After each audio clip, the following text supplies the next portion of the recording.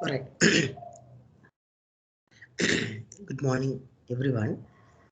Today we are going to discuss about another two factors that is related to software project management. But these two factors, both of these factors, are not directly uh, focusing on project management. Instead, those are like uh, partial merged subjects from technical aspects as well as from organizational behavior. So the first part we will discuss aspects of motivation theory, or simply how to get motivated uh, a team and how to work as a team in a fashion of motivation, right? With motivated. In the second part, the latter part, we will discuss the software reuse. So at that time, it might be a little bit technical. Since you have done some sort of projects, I think you might grab that information. But if you get a little bit confused, please let me know. Then I'll uh, help you like provide a simpler version of the lecture, because not sure how much you are technically solid, because this is not a software engineering degree or uh, information technology.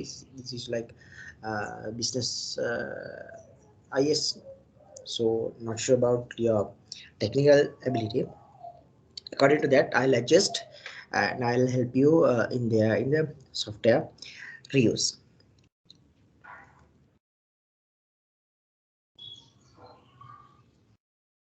So first of all, the aspects of motivational theory. This is the first part of our lecture.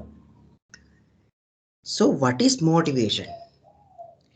A reason or reasons for acting or behaving in a particular way. Now, this might be the simpler explanation or the meaning of this motivation. Nevertheless, what actually motivates you? Now, this word is gone here and there throughout your life. You have heard this word many times, but have you thought about what's the meaning of this motivation? So let me explain this word, the worth of this word, or the meaning of this word. Motivation is like you have a goal and you are struggle to achieve that goal. How much effort that you are going to allocate for your goal to achieve that goal. It might be an examination, it might be some sort of job or a career opportunity growth, or it might be you are getting motivated to win a race, or it might be get motivated to get more power and be a politician and rule the country. It depends on the aspect, it depends on the psychological aspects of yourself. It might be influenced by your family. I will give an example. Most of the cases you may see the inheritance of this political power is gone from father to son, son to son to son, likewise it's going grandfather to son, likewise. That is not in Sri Lanka, but also in the other countries also. That is like common scenario. Because of this motivational factor is depends on your family. There's a high force from your family to make motivated to get something, and there might be some self-motivated activities because of this peer pressure. What do you mean by this peer pressure? The people who are around you is pressure you. If your team, all your team is not doing anything, your entire team is like having fun, doing nothing, no motivation at all, you will like, you have to get some personal motivation and run. But everyone is doing some work, everyone is like contributing very drastically, very solidly, very motivated mechanism, motivated method that you they are using to get involved for a work. At that time you can't stay like uh, keep calm and quiet, because it's a peer pressure. You're the peers around your colleagues, your friends are doing work. So you can't stay as it is. You have to contribute to them, and you have to run the race. That is one of another aspect. Your family, your peer, your personal motivation, and your objectives, your long-term objectives. Your long-term objective, your long-term goal might be a engineer. It might be a software engineer. It might be a web engineer, or it might be a database engineer, or it might be an artificial intelligence engineer, or it might be a lecturer. That is your primary motivation. You're planning to join. That is the most recent motivated factor that you have to do. You have to achieve. Now, if you are planning to become a CEO all of a sudden, that might be a high risk because you don't have any experience in your industry. If you are having a startup, you are jumping into a risk. That's the normal situation, but it's a highly motivated. If you are struggle for 5 years continuously, and if you succeed, then you have experience. A CEO that having 5 years experience, you might be a great person. So that whatever the thing that you are depends, whatever your goal is depends according to these factors. So motivation is not something like along. It's not something come all of a sudden to your mind. There might be surroundings that created this motivator. That's the simple overview of this motivation. So motivation is to achieve a specific goal. Motivation is to achieve a specific goal. You have a specific goal to achieve. The goal might be an examination. It might be your next travel point for fun, or it might be next to your birthday party or your wedding. You are planning to have this one, to achieve this goal. This planning is not something easy. Today we are going to discuss about this goal and the motivation, and how these motivation factors affects for your business. So I'm speaking from this aspect of business, but you may see this is applied for many circumstances around you. So this lecture is very important, especially once it comes to soft skills as a project manager, how you should behave and what are the weaknesses that project managers are doing. We will discuss about these things, how to motivate some another person. Personal motivation arising from an individual's internal desire for the satisfaction and fulfillment of specific needs. Now, what's the meaning of this? The motivation arising from individuals' internal desires, that is from myself. Now, there are people who like struggle to get a first class in a degree. That's the normal situation. It's an internal desire. That's an internal desire. Some people happy to have like very tasty food every day, or play, or it might be a football champion in next year. That's a internal desire. That's your expectation to achieve for satisfaction and fulfillment of specific needs. Now we will discuss about these needs. What are the needs? There are different needs, like food. That's a basic need, primary need, and it might be a complex need to be like an Olympic gold medalist. So it depends on you. It depends on the environment that you live in. Always this personal motivation is 100% would not comes to you. As I previously told, it might be your peer pressure, it might be your family pressure, or it might be your school, it might be your university reputation. your goodwill, your surroundings make this personal motivation at least like 50 percentage. There should be a personal like intentionally you should have like personal aspect to be a success person. That's a one story. It's a 50 percentage, obviously, yes, but the other factors around you makes you this personal motivation.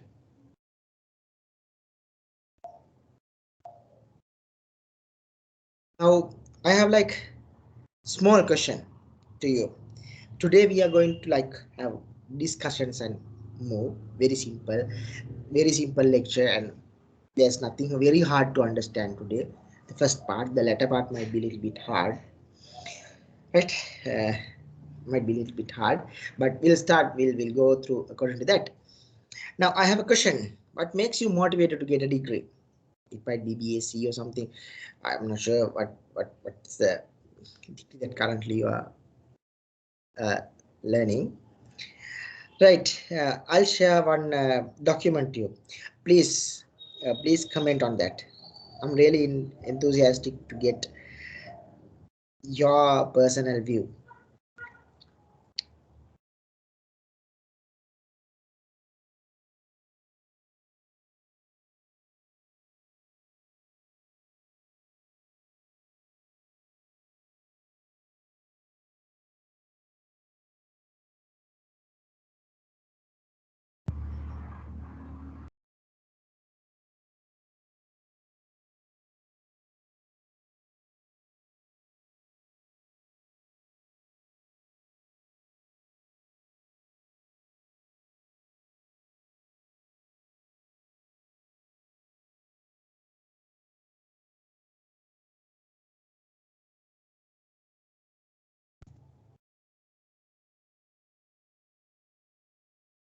Right. I have shared a document, Google Doc with you. I'm pretty sure you are not speaking. Right. So no point to struggle to make you speak. Uh, as per my experience, like this is like 8 day, 7 days we have fully participated, 1 day partially. So as per my experience, I know that you are not speaking. Your team is very rarely speaking. It's okay, but you have to contribute as a team. Now you should motivate. What I have seen is if there are like average 60 percentage of people are working, the rest of 40 should work, do some work.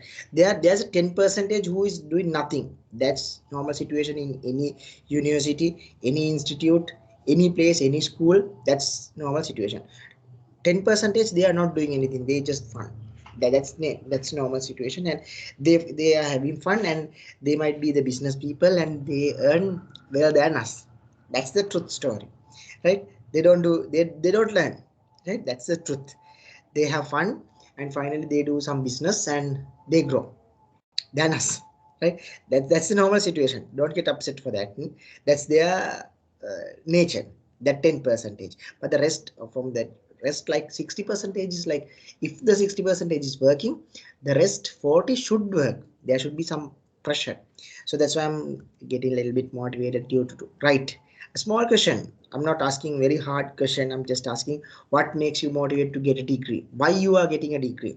Now you can interpret this in different aspects. It might be your personal aspect, it might be your family aspect, it might be your uh, friends, your senior friend, or it might be your brother or sister, your elder brother or sister, it might be your father or mother, or it might be your aunt or uncle, or it might be your surroundings, your neighbors pressured you. There's some psychological changed. That's why you are struggling to get a degree, right? Unless you will stay at home doing without doing anything. Yes, please contribute. I'm not asking your name, I'm not asking your personal details. You can like just anonymously state what makes you motivated. උඹලංග මොකක් නිසාද motivate උනේ degree එකක් ගන්න? ඒක උඹලංගේ family එකේ එකක්ද නැත්නම් ඔයගලගේ නේබර්ස් ලාගේද කොහොම මොකක් නිසාද උනේ කියලා.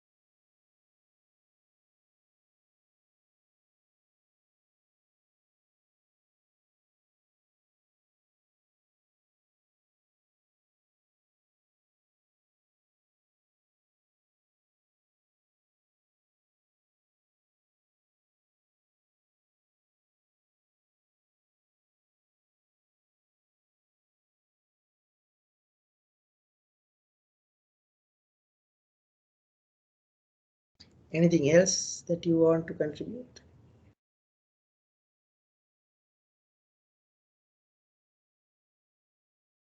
All right, very nice, and really appreciated your comments on the your motivation. And in the same document, I have another question. Please comment on this also.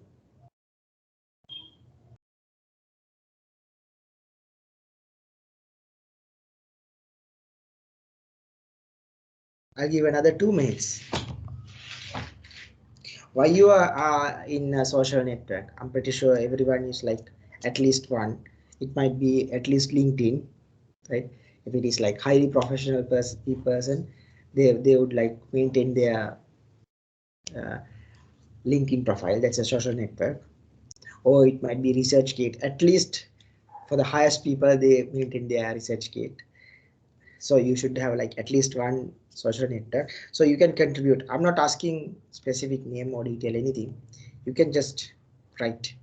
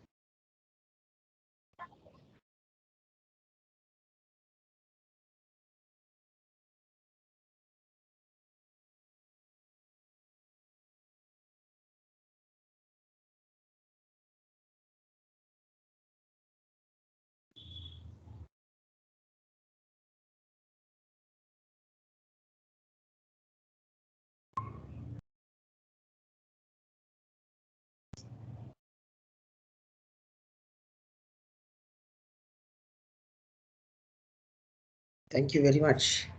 And do you have anything further to add to this document, anyone?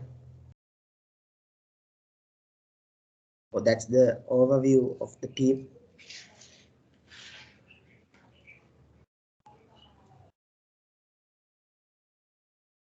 That's all right.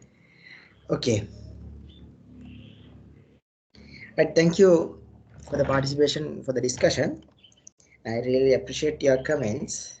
And at the end of the lesson, think where what you have thought up to now and change your thinking. Right? We'll discuss. We'll go through the discussion. I'm not forcing to my attitudes. Right? You change your attitude after this session. Right? Theories of motivation. Now there are mainly three Maslow's Maslow's hierarchy of needs theory, and Herzberg's theory, and theory X and Y. So I'm going to discuss these three theories, and I'm giving a chance to you to discuss theory Z or theory Z or whatever that you are speaking. An opportunity to, as a group, you can learn. I'll go through these motivational theories now. Maslow's hierarchy of theory is proposed by Abraham Maslow in 43. These are based on psychological needs, safety needs, social needs, esteem, self-actualization needs. So it's like a hierarchy or a pyramid of the needs. What do you mean by a need?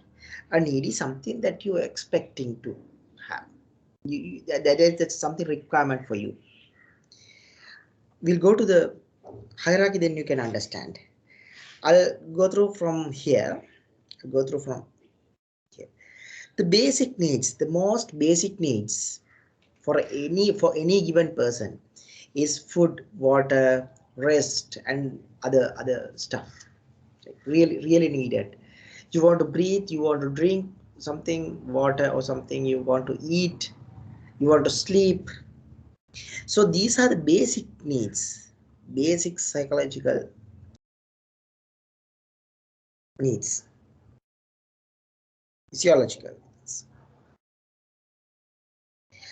And if you are not satisfied these needs, then that means you are like source of some resource. You are starving, you are thirsty. Now without these needs, you would not able to perform anything. If you stay without food around 2 to 3 days, any other thing, your degree or your any other achievement, your Olympic medal, whatever, is gone. So these are the most basic but most powerful requirements. Without these requirements, you would not able to do anything. So you should fulfill as an initial point, from the initial point. Even once you born, you struggle for something, you are hungry, you are asking milk from your mother. That's the most basic requirement. That's the most basic requirement. You're hungry. I want to have something to eat. I'm really starving. I can't do anything. Right? So these needs are basic needs. Probably at this point, you have fulfilled these requirements. You have fulfilled these requirements.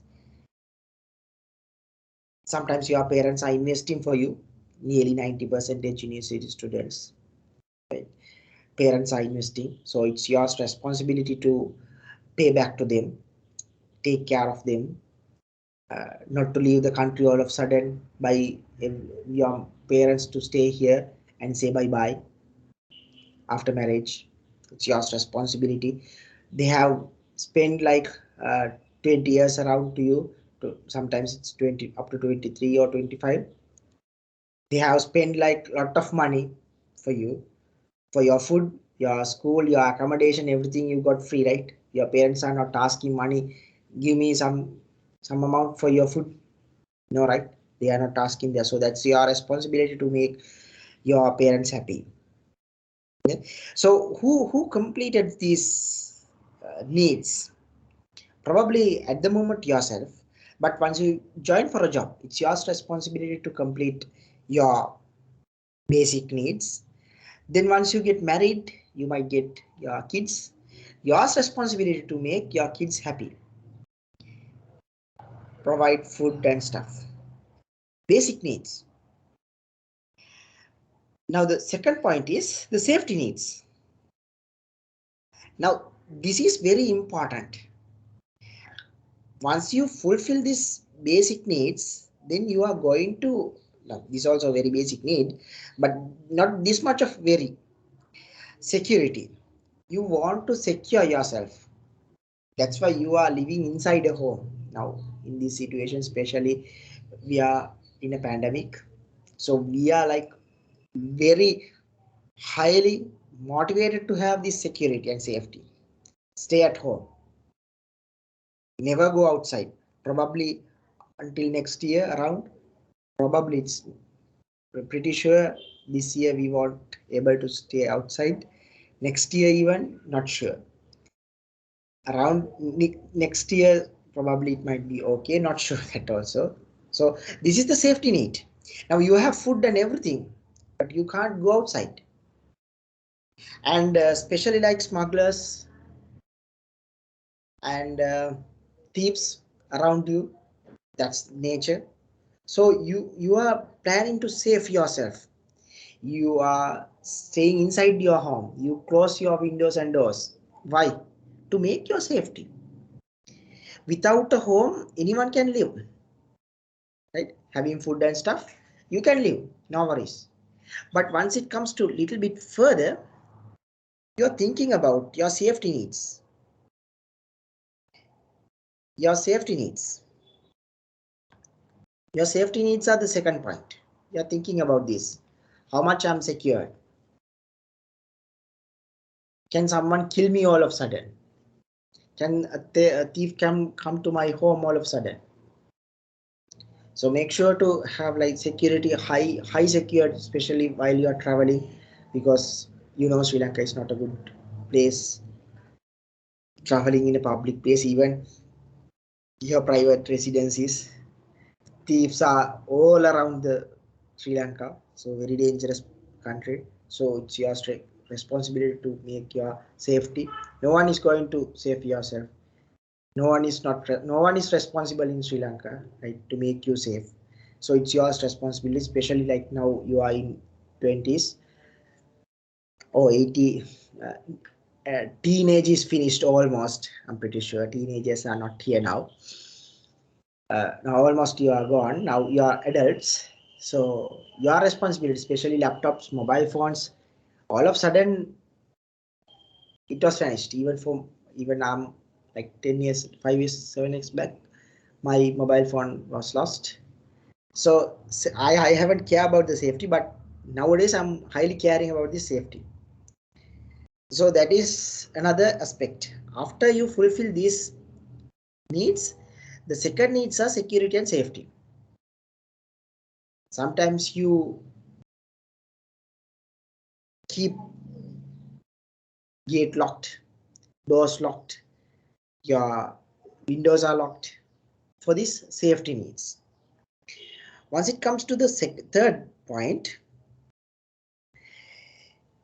there are relationships like friends, family, your neighbors, your relatives. Now that is like another step above the needs, because to live in like a normal person, you don't want anyone. Okay? If you are doing a job, you can earn. You don't want any relationship.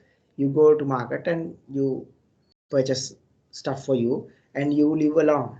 There are people and they don't want this level. But as a specific person, we are going to specify to cluster ourselves. I'm from ICBT. I'm from University of blah blah blah. I have relationships with these politicians and these people. I have relationships. Why you are struggling to this? To achieve higher goal. I have friends of these from this school, Sanghamitra, Richmond, Mahinda. I have friends of these. Right? So that is another step above. That is another step above. Now we are going to a little bit further. Now probably now you have completed these steps up to some extent. I'm pretty sure up to some extent you are safe. You have completed these needs. But now you are moving a little bit further for esteem needs. What are these esteem needs? The needs that like appreciations, like someone appreciated you. Why you are struggling to get a degree? To get appreciated by your community. Why you are going to your masters? Why you are going to do your PhDs? Why you are going to, for a better job? You can be a carpenter or someone, right? No worries. That's a great job. But why you are struggling to go for a degree and your business honors and stuff? You want esteem. Now it's more specified. This is more specified requirement. Now it's more specified. You're getting more and more specific. You have a degree of this, then now you have a master's degree on this, you have PhD on this. Now what you are going to do, you are like, you like to have appreciated by the others. Your friends are appreciating, your teachers are appreciating, your other neighbors, your colleagues, everyone is appreciating. You like to have like this appreciation. That's why you are struggling. That's why you are struggling, right? To get a degree, to have these esteem needs, you are struggling to satisfy. Now up to here, basic needs. Up to here, your parents can be highly supportive. Your parents can be highly supportive, but this is like kind of a aspect, a merge situation from your family and yourself, because your family would not have like friend from like a different family background. They might not allow to. There might be situations, personally I know, right? Some situations they don't like relationships with these people. No, need that relationship. There's a influence too. You have like 50-50 influences around yourself and the surroundings. Up to here, this is the level 1, this is the level 2 as per my hierarchy. This is the level 3. These are specific requirements. The level 3, now we are going to do achieve this target. You are planning to have a good job. Now think a person who has completed, they have joined for a job successfully, they have completed their degree, and they are getting appreciations also. Now the last point, the self-actualization. This is the full potential, including creative activities. So now you are going to be more specific. You are going to the head of the business analysis. You are going to be a CEO.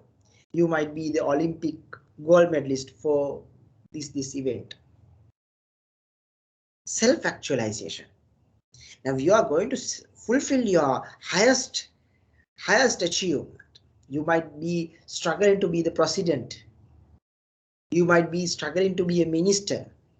But once you become a minister, you are struggling to achieve another point. So it depends on your attitude, your surroundings, your self-motivation and your peer pressure, as well as the others who are around, and your psychological aspects. Now once it comes to a monk, right? Once it comes to monk, do they struggling for achieve these things? I'm not speaking like extreme situations, like in Sri Lanka there are situations, but what they are struggling, අපි හාමුදුරුවෝ කියන්නේ මම හිතනවා ඔයගොල්ලෝ Buddhist නේ නැත්නම් අපි තුමු ෆාදර් කෙනෙක් කියලා. They just struggling for this. They are not struggling at all, right? They just require this, the basic needs. They don't want, they ignored everything. They don't want to go hierarchy. They don't want this hierarchy, because we are becoming more and more guilty once we are becoming this hierarchy up. That's the nature. You have learned very hardly as an individual. That's why you got a degree. There are fellow, your friends, your school friends who do not completed a degree. At least they haven't joined for a degree.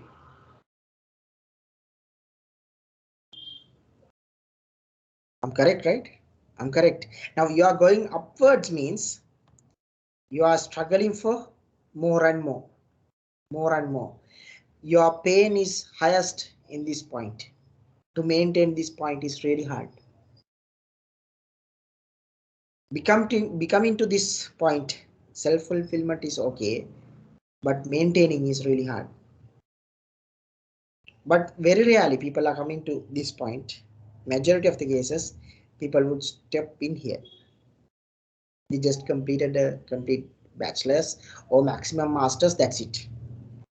And they'll go in a career ladder. Like very rarely everyone is becoming a CEO. Everyone is becoming a business head, a marketing head. Very rare, right? It's only one person. Even in your batch, it might be 8 students. One person might be the highest person. Other people from 8, 7, 6, 5, 4, 3, 2, 1. Likewise, they are going to downwards. Right? That's the normal situation. That's normal in anywhere, in any university, in any institute, any society, any country. That's the nature. One person might be comes to here. You are the winner. Everyone will speak about you in one day. This person done a great job. He has contributed. She has contributed this much. That girl or that boy is the greatest person in our batch. Your name might be stay for another 50 years. The highest person. That's the normal. Your name, your goodwill, your reputation might be stay for a long time. Even if you left your university, you updated your photo with something, then the other friend will tell, this girl is done a great job in university. Struggle for good things. See, now that person is enjoying their life. These words might be heard here after 10 years around your life. Now, I just want to explain this story. I think it's clear. As a manager, what you have to do, probably they have completed the first few levels. These levels they might complete it. As a manager, you don't want to worry about these things much. But from here onwards, as a manager, you should do something for them. You should appreciate them. You should give promotions for them. You should give sufficient what we call performance analysis, performance evaluations. As a manager, your responsibility starts from here to up. You don't want to much worry about these things. They are relationships, family, security, safety. Personally, they'll achieve it. But these two, it depends on the environment and your personal motivation too. So as a manager, your responsibility to appreciate as much as them. The second factor, the second theory, Herzberg's two-factor motivation theory. Now, this was proposed by Friedrich Herzberg, and there are two factors. The first factor is hygiene factor. The second factor, this is hygiene factor, then motivators. There are two things. Right? Now, what are the hygiene factors? That factors make you not to dissatisfied. According to Herzberg's factors, there are two things. I'll discuss about this one first. Right? Just give me a second. Yes.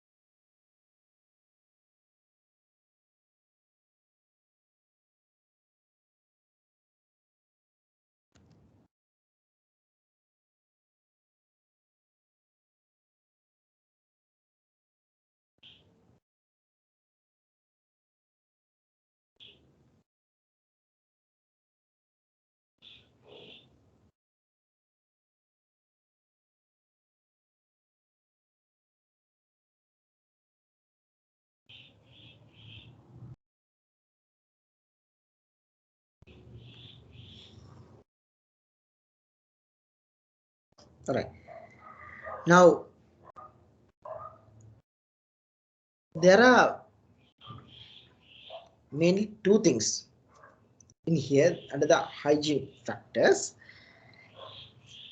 dissatisfaction and no dissatisfaction. Dissatisfaction and no dissatisfaction. Now, what is the meaning of this? You are dissatisfied and you are not dissatisfied. I will give an example. Right? Salary. What is your category?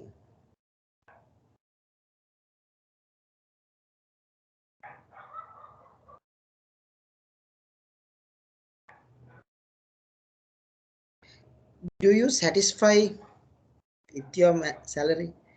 Think like you have around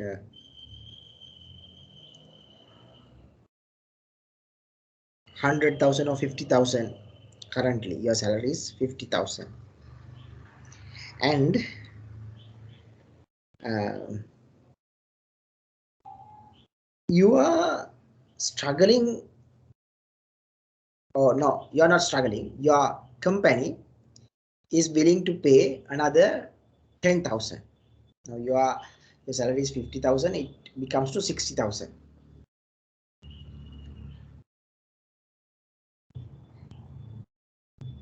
Do you satisfy with that? No, you don't satisfy. Again you are thinking, why can't I get 75,000? If the company increase it to 75,000, you are thinking, why I can't get 100,000? Once it comes to 100,000, you are thinking, why can't I get 125? You are never satisfied with this, your pay, your salary. But think you are working in a company for last 3 years. They just increased only 5,000 rupees. At that time, you are dissatisfied. At that time, you are dissatisfied. You're dissatisfied. Oh, for 5 years, I just got 5,000 only. I'm not satisfied at all. So you are dissatisfied. But even if you increase up to another 50,000, still you are telling, oh, it might be okay if I get another 5,000. But there's no dissatisfaction. You are not dissatisfied because of your salary. That thing, in the first situation, each and every year you are getting a 10,000 increment. You are not dissatisfied. You are telling, okay. Ask from your friend, there might be senior friends around you. Are you satisfied with your salary? Very rarely a person will tell, yes, I'm really satisfied with my salary. Usually what they tell, it's okay. It's okay. I'm not dissatisfied. It's okay. But think a situation that a person who is really dissatisfied about their salary, I'm really upset much. I'm not getting sufficient money. But very rarely you will get, I'm really happy with my salary. Very rarely. It's very rare. This is one factor of hygiene factor. Your salary is one hygiene factor. There are more hygiene factors like this. I'll give another example. Company policies. Company policies. Company policies. If there's too much company policies, people will get dissatisfied. People will get dissatisfied. But your company is keeping a policy like very flexible, very happy. What they tell, policies are okay. Policies are okay. They are not disturbing to us. That means they are not dissatisfied. No dissatisfaction at all. We are telling they are not dissatisfied, but they are not satisfied. No dissatisfaction. That's a theory. And think another situation. I'll give another situation. Think like benefits or your yes, benefits. Now they are giving, your company is giving something like insurance, right? Insurance.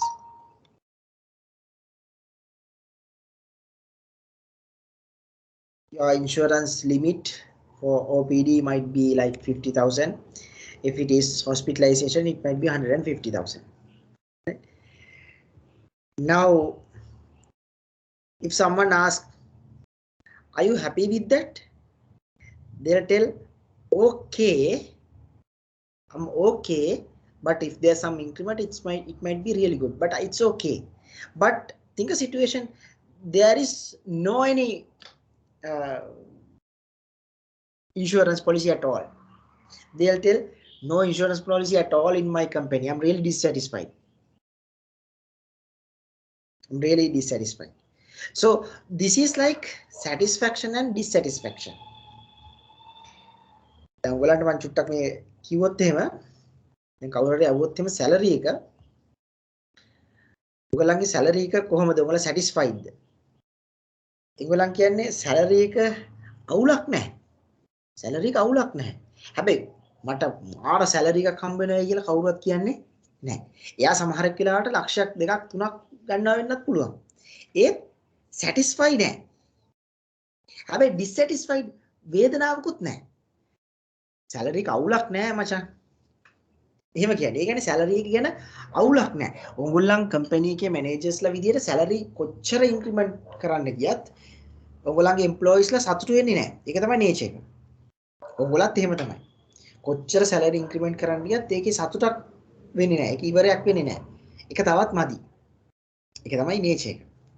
හරි. එතකොට මේ හර්ස්බර්ග්ස්ගේ මේ two factor එකේ තියෙන hygiene factors ටික ගත්තොත් එහෙම salary එක ඊට පස්සේ interpersonal relationships ඊට පස්සේ benefits personal benefits මේ වගේ දේවල් ගත්තොත් එහෙම ඒවා hygiene factors. ඒවා කොච්චර දුන්නත් satisfy වෙන්නේ නැති තැනක ඉන්නේ. ඒවා no satisfied dissatisfied වෙන්නේ නැහැ. අපිට පුළුවන් අපේ employees ලව okay කියන තැන තියාගන්න විතරයි. අපිට බෑ employees ලව satisfy කරන්න ඉතින්දී. හරි. ඒතකොට මැනේජර් කෙනෙක් විදිහට ඔයාලා දැනගන්න ඕන කොච්චර සැලරි දුන්නත් ඒගොල්ලෝ සැටිස්ෆයි වෙන්නේ නැහැ. අන්න ඒ වගේ රීසන්ස් තමයි මෙතන මේ හයිජීන් ෆැක්ටර්ස් කියලා කතා කරන්නේ. පැහැදිලිද? හයිජීන් මේක හරි වැදගත්. ඔයගොල්ලන් මේ කම්පැනි එකට ගියාට පස්සේ කරගෙන යනකොට මේ හයිජීන් ෆැක්ටර්ස් ටික හොඳට අවබෝධ කරගෙන ඉන්න ඕනේ. මොකද ඒවා පස්සේ කියන්නේ ඒවා ඔස්සේ අපි ගිහිල්ලා විසඳන්න ගියොත් එහෙම අපිට මේක විසඳලා ඉවර කරන්න බෑ. කොච්චර salary increment එකක් දුන්නත් කවුරු හරි කෙනෙක් දිගටම salary increment ඉල්ලනවා. ඒ කියන්නේ එයා satisfy වෙන්නේ නැහැ. එයා dissatisfied යාගේ salary ගැන. ඒ කියන්නේ එයා දිගටම ඉල්ලනවා නම් salary increment එකක් එතන තියෙන එයා dissatisfaction එක. පොඩ්ඩක් increase කරන්න වෙන අර dissatisfaction එකෙන් අපිට ගන්න වෙනවා no dissatisfaction එනකම්. dissatisfaction එකේ no dissatisfaction ඒ කියන්නේ යා okay කියන level එකට එනකම් ගන්න වෙනවා. හැබැයි යා දිගටම එතෙන්දි පළවෙනි සැරේ වැඩි කරලා දෙවෙනි සැරේ salary වැඩි කරලා ඒත් හරියන්නේ නැත්තම් එයා no dissatisfaction එකේ නෙවෙයි තාමත් ඉන්නේ එයා dissatisfaction එකේ ඉන්නේ. එතකොට එයාගේ increment එක මෙතෙන්ට එන්නේ නැහැ කවදාවත්. ඒකෙන්ද අපි මේ hygiene factors ගොඩාක් මහන්සියලා වැඩක් නැහැ. අපි හැමතිස්සෙම තියාගන්න ඕනේ අපේ employees ලව okay කියන තැන. ඔයාලා company policy එක okay කියන තැනක තියෙන්නේ. ගොඩාක් tight නෑ but okay.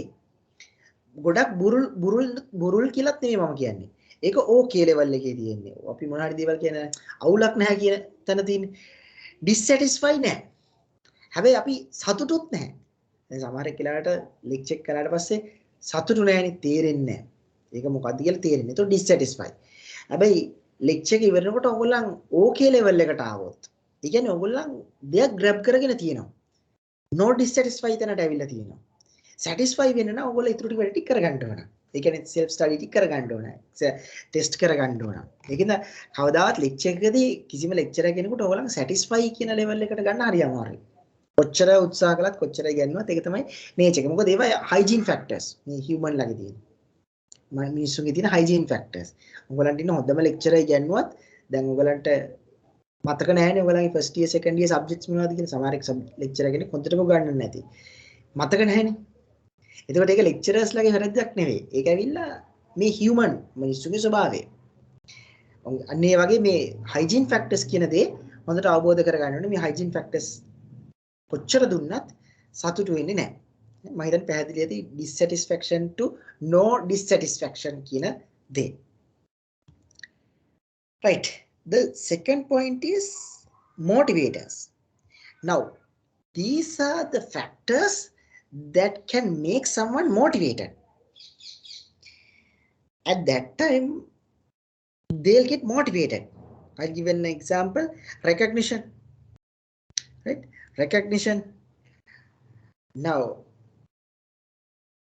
the best employee of the company. Why they are giving? The best employee of the company. They are giving 10,000 rupees as a gift. Do you think 10,000 is something worth? That best employee has contributed only 10,000? No. That best employee has contributed more than 10 million. That's the financial factor. But having a medal and a certificate in front of everyone is get motivated. Oh, I get appreciated. Now, appreciation makes the motivation. You are getting motivated, highly motivated to achieve a specific goal. Now, you may see this scenario, this case in if you visit like Burger King, Pizza Hut. I have seen these things. The best employee or the highest contributor of the last month. And Odell, right? They are motivating their employees. Right? They are motivating their employees. Why? Motivation makes someone to work happily. I get recognized by the environment. I get appreciated.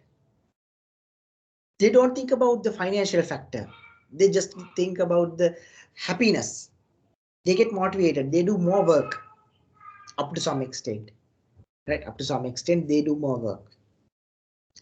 Now, you can more and more motivate by having more and more motivation factors.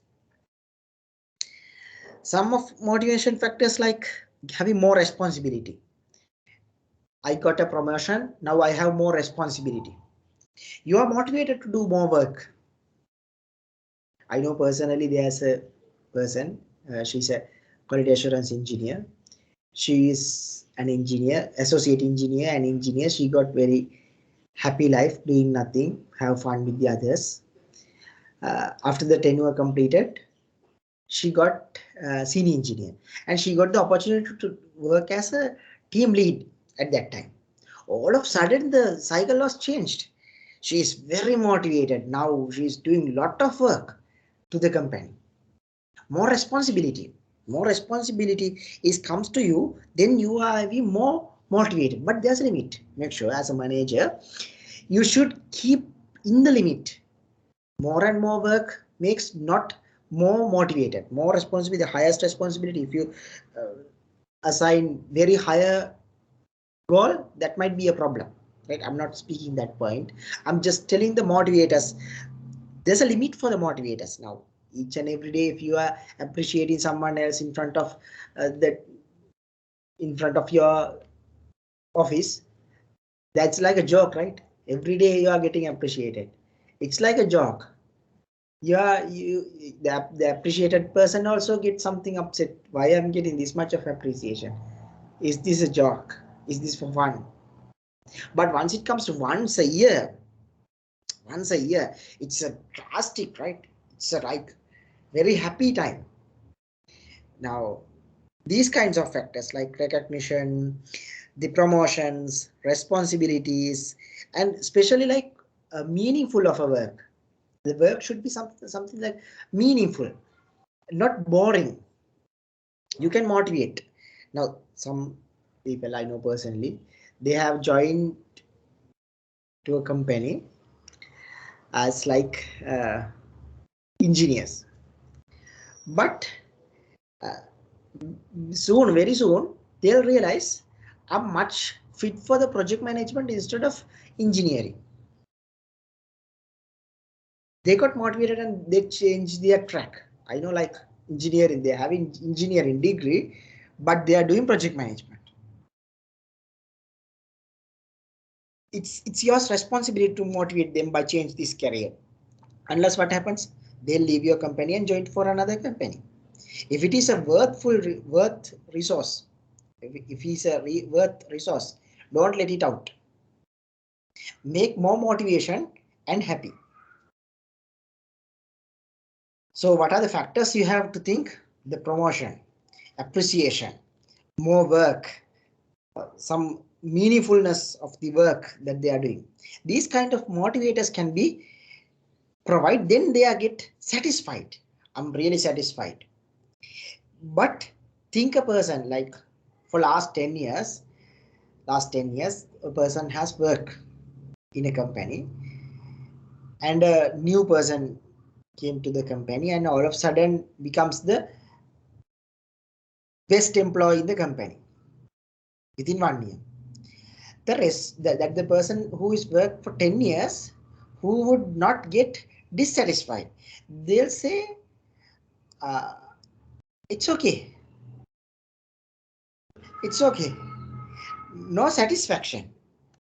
I have no satisfaction at all, but it's okay. I'm not get appreciated. It's okay. Who cares about that?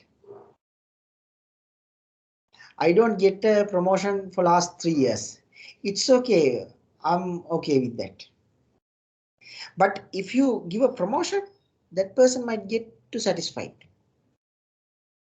You might give a promotion. You might give more responsibility. Then you can motivate. By providing salary, you can't motivate them.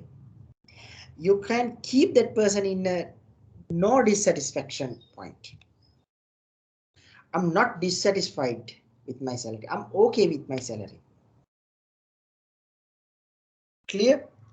The motivators කියන factors අපි දැන් promotions දෙන ඒවා, ඒගොල්ලන් appreciations දෙන ඒවා, ඒගොල්ලන්ට වැඩක් දෙන ඒවා, ඒවා ඇවිල්ලා satisfy කරන්න පුළුවන් දේවල්. ඒගොල්ලන්ට හොඳට වැඩ කරන කෙනෙක් බලලා හොඳටම වැඩ කරන කෙනා බලලා company එකේ best employee කරනවා. එයා satisfy වෙනවා. එයා තවත් වැඩ කරන්න motivate වෙනවා. එයා වැඩ කරන්න motivate වෙනවා. එයාට promotion එකක් දෙනවා. එයා වැඩ කරන්න motivate වෙනවා. එයාට responsibility වැඩි වෙනවා. එයා තව තව වැඩ කරන්න motivate වෙනවා. එතකොට මේ motivators කියලා කියන්නේ මේ වගේ factors. අපිට හැමතිස්සෙම අපි දෙන work එකේ මොකක් හරි meaningful එකක් තියෙනවා. ඒ කියන්නේ හැමතිස්සෙම එයාට ගන්න දෙයක් තියෙනවා. එයාට ඉගෙන ගන්න දෙයක් තියෙනවා. නැත්තම් එයාට මොකක් හරි society එකට ගිහලා කතා කරන්න පුළුවන් දෙයක් තියෙනවා. එයාව society එකේ reputed කෙනෙක් වෙනවා. එතකොට motivation එකක් හම්බ වෙනවා එයාට. එතකොට හැමතිස්සෙම company එක ඔයගොල්ලෝ managers ලා විදියට බලන්න ඕනේ මොනවද motivation factors දෙන්න පුළුවන්. හැමතිස්සෙම motivators දෙනකොට උත්සාහ කරන්න fair enough motivation එකක් දෙන්න. ඒකට තමයි සමහර company වල තියෙනවා tenure එකක්. ඒ කියන්නේ එක job role එකක ඉඳලා ඊළඟ job role එකට යන්න minimum 3 years job role එකක් complete කරන්න ඕන. ඊට පස්සේ ඒකේ තමයි සමහරලාට certifications තියෙනවා. RBT එහෙම කියලා certifications තියෙනවා. ඒ certifications ටිකත් කරන්න ඕනේ. එතකොට අපි දන්නවා අපිට motivators තියෙනවා. අපි දන්නවා මේ ටික කළොත් අපිට මේකට promotion එක ගන්න පුළුවන්. එතකොට promotion එකත් එක්ක අපි දන්නවා automatically salary increment එකක් තියෙනවා. නේද? අපිට salary increment එකක් තියෙනවා. ඒත් එක්කම අපි දන්නවා automatically අපේ other benefits අපේ insurance plan එක upgrade වෙනවා. අපේ leave plan upgrade වෙනවා. flexibility අපේ working environment එකේ වැඩි වෙනවා. අපිට responsibility වැඩි වෙනවටත් ඒ විදිහම තමයි වෙන්නේ. එතකොට motivators වැඩි කරන තරමට අපිට පුළුවන් ඒගොල්ලන්ව හොඳට motivate කරලා වැඩේ කරගෙන යන්න. දැන් හිතන්න සිටුේෂන් එකක් මේ වගේ. දැන් මම ඔයගොල්ලන්ගෙන් ප්‍රශ්න අහනවානේ. ඔයගොල්ලෝ උත්තර දෙන්නේ නැහැ. අසයින්මන්ට් හිතන්නකෝ. මම මේ ඔක්කොම අහන ප්‍රශ්න ටික අසයින්මන්ට් කරලා ලකුණු දුන්නොත් මොකද්ද ඔයගොල්ලන් කරන්නේ? මේ ඔක්කොම කරන වැඩ ටික අසයින්මන්ට් කරනවා. මම දෙන හැම වැඩක්ම අසයින්මන්ට් එකක් 1% 2% marks allocate කරනවා in class එකේ. ඔයගොල්ලන් කරනවා. ඔක්කොමලා කරනවා. personally කරලා මට submit උත් කරනවා. එහෙම නෙවෙයිද? එහෙමයි. ඒක තමයි motivators කියන factor එක. right? එතකොට ඔයගොල්ලන් motivate වෙනවා. මොකටද? ලකුණු ගන්න. දැන් ඔයගලන්ට මේකේ වීඩියෝ රෙකෝඩින් එකක් දෙන්නේ නැහැ. හිතන්නකෝ. ඔයගොල්ලන් මොකද කරන්නේ? ඔයගොල්ලන් ඇටෙන්ඩ් වෙනවා කැමැත්තෙන් හරි අකමැත්තෙන් හරි. ඔයගොල්ලන් එතකොට මොටිවේට් වෙලා තියෙන අය වැඩේ කරන්න. සැටිස්ෆැක්ෂන් එකට. මොකද ඔයගොල්ලන්ට එක්සෑම් එලිජිබිලිටි ගන්න ඔයගොල්ලෝ සැටිස්ෆයි වෙන්න ඕනේ. දැන් රෙකෝඩින් එක දෙන හින්දා ඔයගොල්ලන් හිතනවා it's okay. Later on I'll watch this movie story and I'll have a popcorn and a coke and I enjoy this story later on. ඒකට කිසි මොටිවේෂන් එකක් නැහැ මේකෙදි. මොකද ඔයගොල්ලන් දන්නා predefined assignment දෙකක් තියෙන්නේ. So it's okay. I can do whatever. I can have fun. If I learn it's for me but it's okay. එහෙම attitude එකක් තියෙන කට්ටියත් ඇති. එහෙනම් දැන් අර motivators කියන ඒවා තමයි වැදගත් වෙන්නේ. අපි motivators උඩ තමයි අපේ employees ලව manage කරලා උඩට ගන්න පුළුවන්. best employee. නැත්තම් අපි ඉන්න position එකකින් ඊළඟ position එකට ගන්න. හැබැයි හොඳට මතක තියාගන්න motivators දෙනකොට ඒගොල්ලෝ demotivate වෙන්න යන්න දෙන්න එපා. හිතන්නකෝ කිසියම් පුද්ගලයෙක් ඉන්නවා අවුරුදු 10ක් එකම position එකේ ඉන්නවා. ඒකට එතන මොකක් හරි ප්‍රශ්නයක් තියෙනවා. එයා promote වෙලා නැහැ. එක්ක එයා කැමති නැහැ. එයා කැමති නැත්නම් it's okay. හැබැයි සාමාන්‍යයෙන් එහෙම වෙන්නේ නැහැ. මොකද අපි දන්නා අර needs hierarchy එක ගත්තොත් එහෙම මේ hierarchy එකේ උඩට stream වලට උඩට තමයි හැමතිස්සෙම බලන්නේ. self actualization වලට තමයි ඕන කෙනෙක් struggle කරන්නේ. කොහොම කලාතුරකින් තමයි අර basic needs වල ඉන්නේ. I think it's clear now, right? Now if I merge these two like motivators and hygiene factors, now if you provide more and more motivators, then the satisfaction might be high. The hygiene factors, if you missed,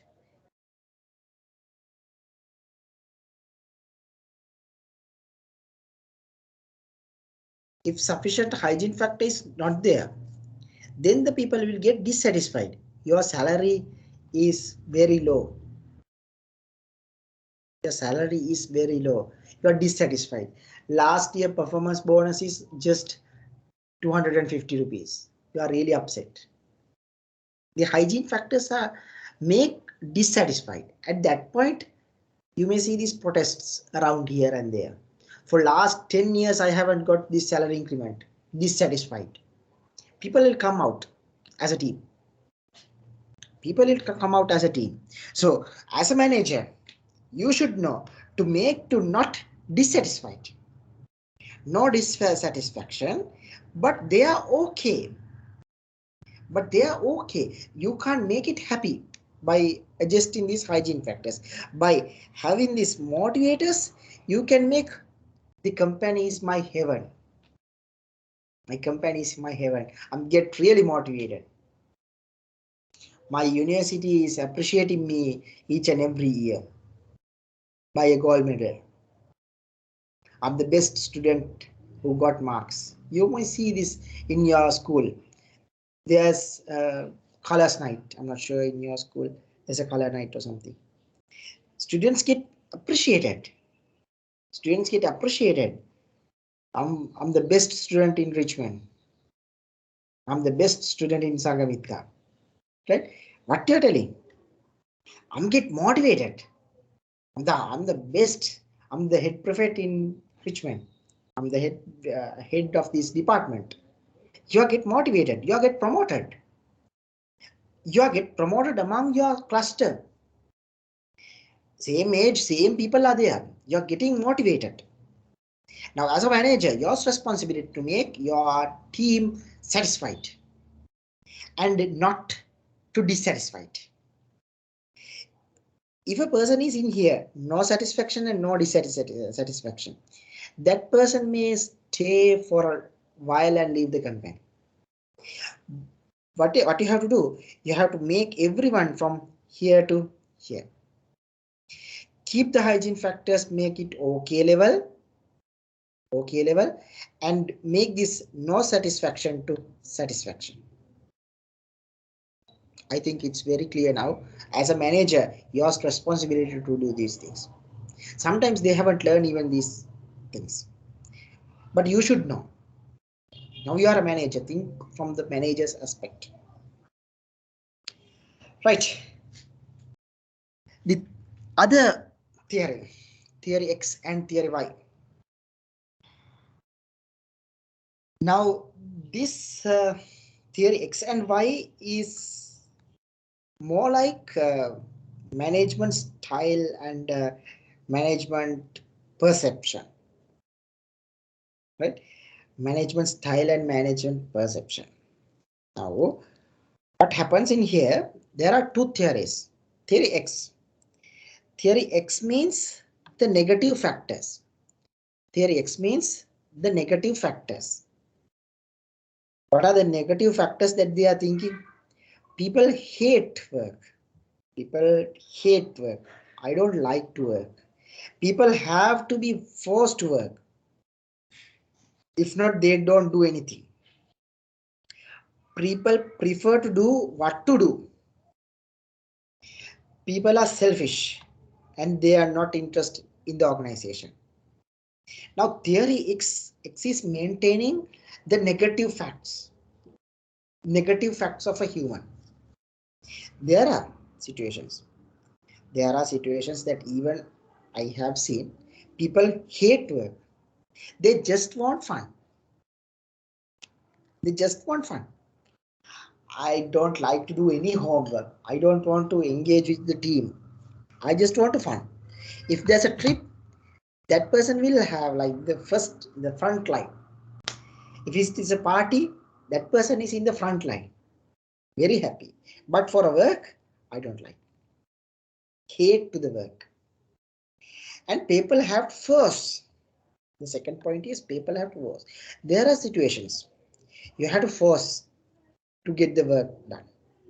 But I'm not telling continuous push. If it is a urgent situation, if it is a really urgent situation, you may have to push and get the work done. But if it is a continuous push, like 365 days, all the year you are getting pushed by your management, people will leave your company. Now, I know personally a company located in Nugegoda, right? Junction, very near to the junction. People join, people leave. People join, people leave. People join, people leave. Not because of any other factor, because of the push of this management. Every day they are pushing their work to done. It is unachievable. That is not a smart objective. You know, you are a manager, you should grant a smart objective, to something that you can grab and run. Your worker can grab and run. Now think a person who is like very thin and can't get like around even 35 kilograms, but you are giving 100 kilograms to their shoulders and let him to run. What happens? Sooner or later he'll say, thanks, I don't want to stay here, you keep your weight with you, I'll leave a place that fit for me. Now your responsibility to uh, make sufficient force in a given time. That's it. Not each and every day. If it is forced in each and every day, they'll leave your company.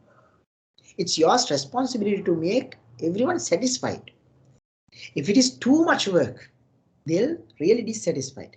And there's no work at all, they'll have fun at all. Yes, they really like to come to the company and having a tea and having a chat, and they play pool or some another game, and they'll have another chat and they leave. They're really happy.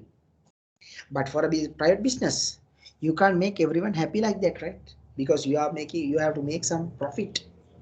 So force, if it is required, unless let them to fight as a free people. And there's another factor, another negative factor. People prefer to told what to do. There are people.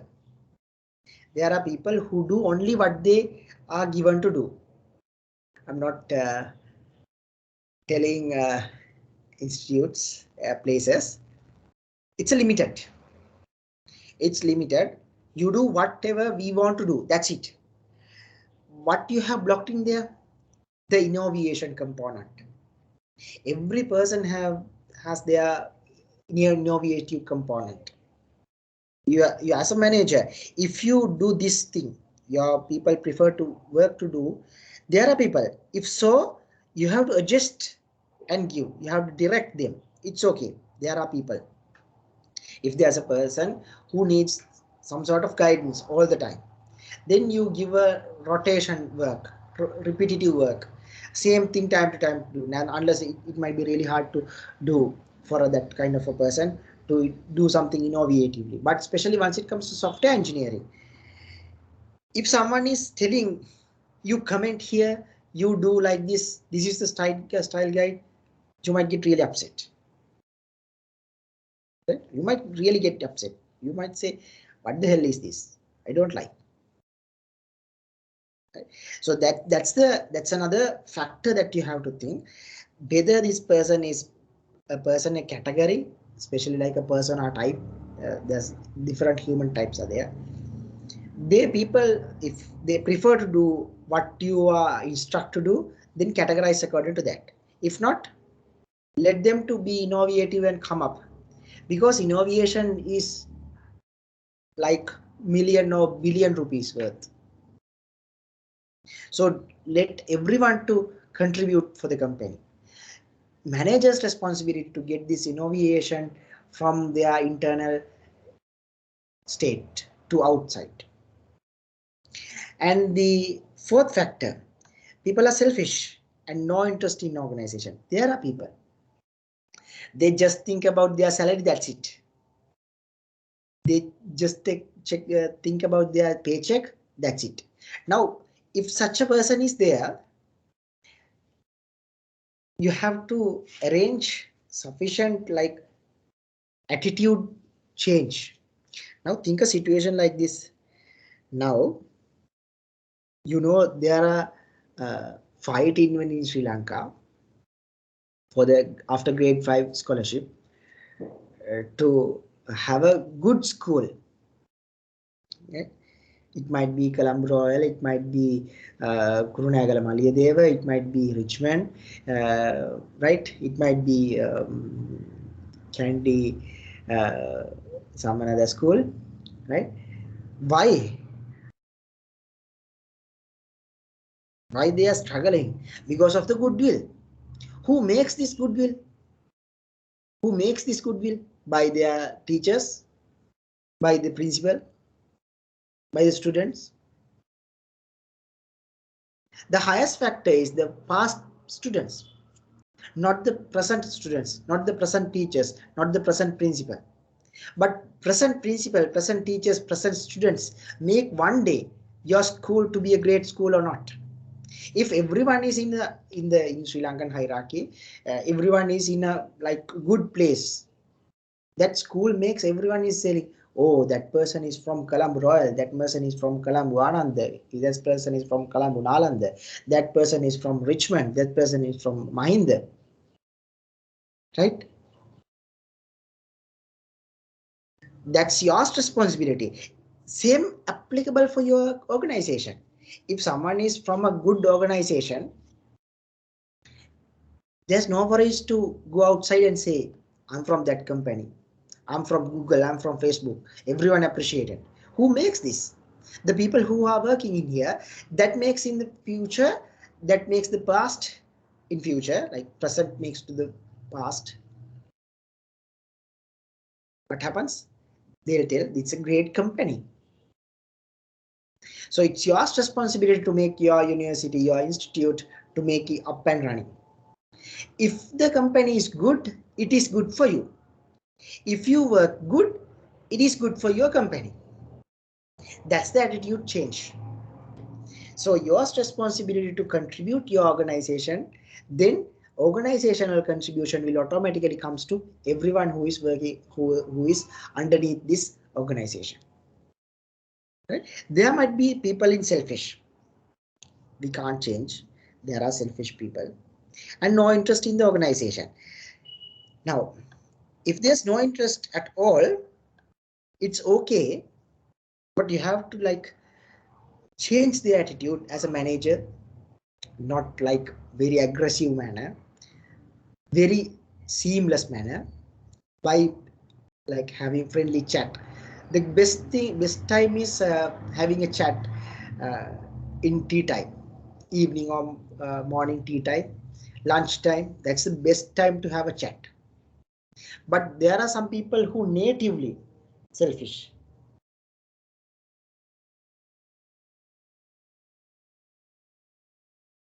And natively they are selfish. They are natively not interested at all. For they are not interested to their school, they are not interested their institute, they are not interested to their organization, they are not contributing at all. We can't fix that issue. We can't fix that psychological issue. So once you are hiring a person, that's the attitude they are checking. Still you are an undergraduate, so you should be a person who contributed to your institute. It might be a national institute, it might be a government institute, it might be a private institute, whatever. You should contribute to your institute. If you contribute for that, that means you have like good attitude to support to your company. And especially the second point, you should able to work as a team and as a group. If a selfish person is there, that person can't work as a team, because that person is willing to get only that person's happiness. But once it comes to a business environment, we can't make an individual person's contribution for a success company. We want everyone's support. Everyone is worth in a company. So that are the factors under the theory X. Theory X makes the negative things, and theory Y makes the positive factors. People like to work. There are workaholics even. They like to work all the time. And people drive themselves and work effectively. Self-motivated. They are self-motivated. If you get an opportunity, like a self-motivated person, hire that person without anything. You don't consider about anything. If that person is self-motivated, it's more than enough. Because that person can drive the business even to the higher level. Self-motivated. And people will take the initiative given opportunity. Nothing to explain there. But in here, people commit themselves to objectives if it is beneficial to them. Now, this is the point. People will commit themselves to objectives if it is beneficial to them. If something is not beneficial at all, no one will do anything.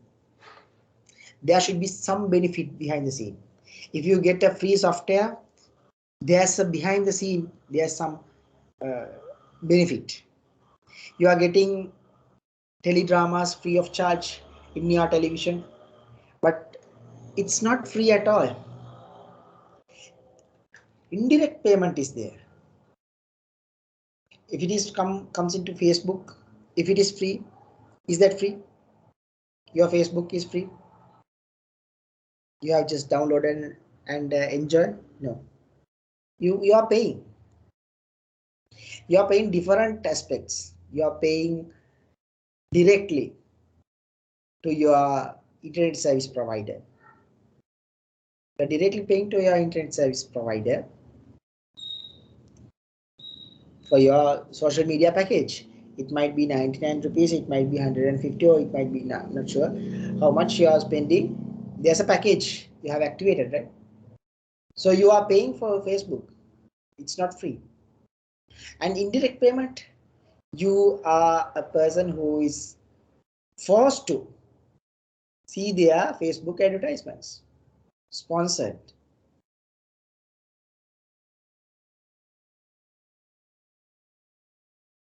Now, that means there's a benefit for everyone. If there's no benefit at all, you leave that place zone. If there's no benefit at all, you leave. I don't have anything to do. I don't get salary. I don't get any insurance. I don't get sufficient amount. I'm getting lot of work. No benefit at all, nothing to learn. Now, everyone is willing to learn in your company. So I'm not going to that situation today. And please go through, understand these things before become as a manager. Everyone person likes to learn something, especially once it comes to white collar jobs. Something to learn. They want to personal growth, right? So that means everyone is working for some benefit. It might be paycheck, it might be work environment flexibility, it might be appreciation, it might be some another motivational factor, whatever.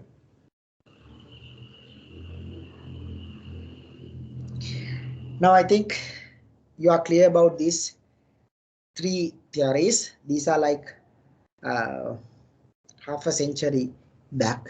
The story is half a century back, but still it's valid, right? But it's still valid. But there are some arguments, especially once it comes to international culture. Some deviations should be there, some adjustments should be there, likewise something there. So the other factor that I want to tell you is, like, as a team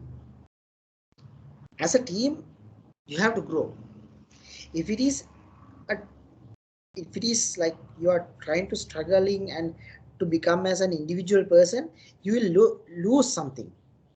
So make sure to join to a team and work as a team, but contribute maximum contribution for that team. Now think a situation like Messi, Lionel Messi. Do you think he's the only person who is playing? No, he just do the last point. The other rest of the team is supporting to him. If the other team is not solid, Messi would not get at least a one goal. If it comes to cricket, everyone should support. Bowlers should support by getting wickets. Batsmen should get marks. Everyone has a responsibility as a team. Especially, I think now we are in an organization. Now in this organization, students should contribute the success to the institute. Lecturers should support to the success. and management should support to the success. Management can support by salary, by flexible environment, motivation factor, and other effects for the lecturers. For the students, they can have like at least once a year party, flexible environment, having open discussions to the management and the students, getting their feedback. Right? So lecturers will get demotivated, especially once if the payment is not there, they'll leave. There are institutes that I know personally. The payment is like very low, even per hour it's not 1,000, less than 1,000. There are institute in Sri Lanka, institute that is widely spreaded. One institute is widely spreaded. I'm not sure how they are maintaining it. That's the quality is gone a little bit down. They are hiring fresh graduates as the lecturers without experience for very low amount. Lecturers are not teaching as satisfied lecturers.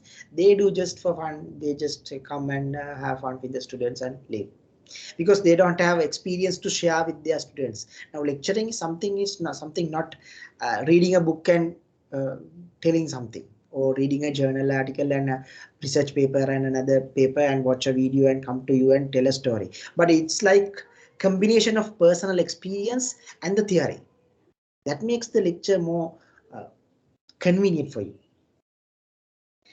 So what I want to tell you, the factors that everyone, like company, all the stakeholders, there are a lot of stakeholders in a company, everyone should contribute the success.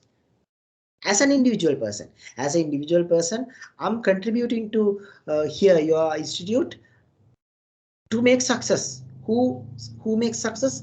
My student success, yourself success. If you success, then the reputation back to the organization. Reputation back. Now you people, 8 people are there. Every person got a job after all of a sudden, like finished the degree. At that time you got a degree. Sorry, working opportunity, a fixed 6-figure number. Job with salary with a 6-figure number. 100,000 or above. 6-figure job. Then really happy, right? You are personally really happy. Who makes that happy? Your institute supported you. Your lecturers supported to you. Your environment supported to you. And you are back to support to the organization. Someone is from outside. That person is from this institute. Really nice. This institute is like their students are like bright. They have good understanding of all the theories. They are hard workers. That's the organizational reputation. It's a win-win situation for both of sides. So your responsibility and organizational responsibility. If one pillar is gone down, if the lecturer is gone down, management is gone down, students gone down, whatever, at least one pillar is gone down, that means entire institute is gone down. It's really hard to make up and running the entire institute. Same situation in your family. If someone is gone out, it's a disturbance for the entire family. It's a disturbance. If one person is like doing some unwanted work, it affects for the entire family reputation. So it's everyone's responsibility to make as a team, join as a team, and run and grab the goal, objective. That's the motivation. Your family objective is to be the next highest or the richest family in Gaul or Mataram. It's a family goal.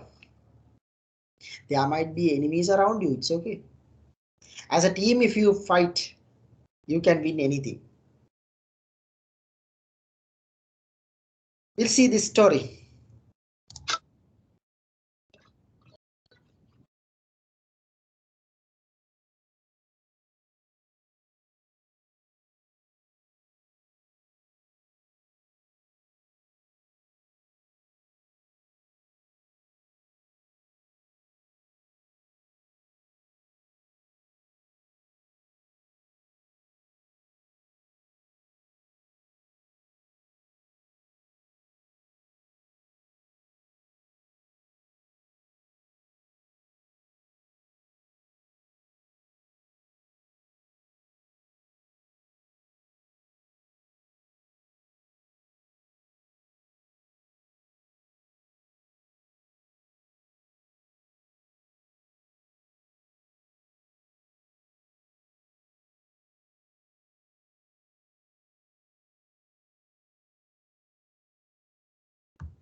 What do you got?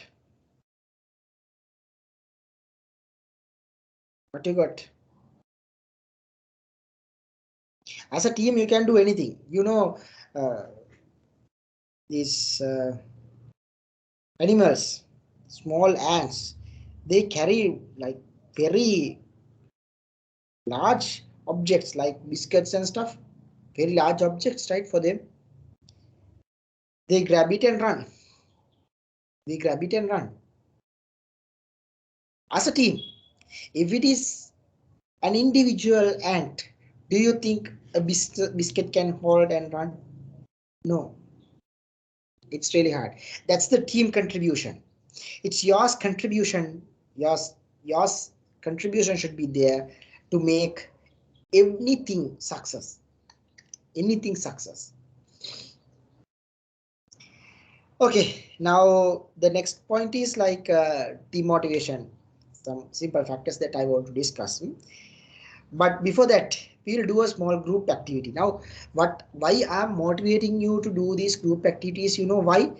Once you join for a company, there are people who like really shame to do work as a team. They want to do individually. That is normal situation because we are now in the hierarchy up. They are individual persons.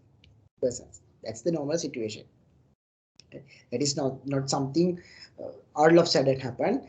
It's like obvious situation. Now you know the hierarchy. We are in the top. Now once it comes to more and more specific, you are getting more and more like isolate. That's normal. That's why the professors are really isolated. Have you seen a batch of professors in one place?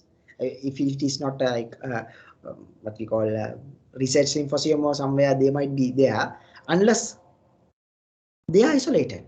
They just walk isolatedly. They just eat isolatedly. There's no team. Have you seen a team of professors eating together like yourself?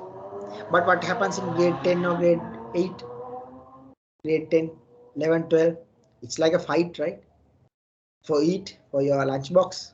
Struggling. It's a fight. Jumping as a team to eat, to get the best thing in that lunchbox. It happens to everyone, right? I believe still it might be there. Not sure. Now you are millennials, right? So not sure now. It might be different. But for my time, it's like a fight. Sometimes we are not eating the lunchbox. We yeah, like it's like fallen here and there.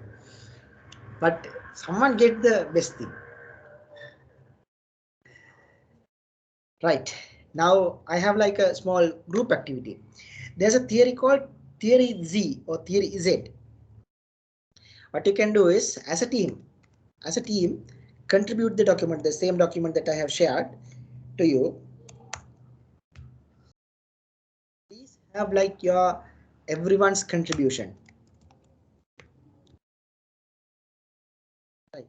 I have make it like a small not like I have given just what we call topic. I have given the topic. Now as a team you chat each other. Now there you don't want to chat like in a class. It's like blocked at the moment, but you can have a group call, WhatsApp call. I'm pretty sure you all are in a WhatsApp group, so you can have a group call and tell what is your responsibility and how you are going to contribute as an individual person, and divide the responsibilities into different components and write this. Then you can save your time, then you can work more, you can learn more in a smaller time, right? I will give around 5 minutes. I will give around 5 minutes. Then please contribute to this document within 5 minutes. 5 minutes, just few lines is more than enough. You can have a group chat and divide the responsibilities, who is going to what, then contribute to the document. Right, start.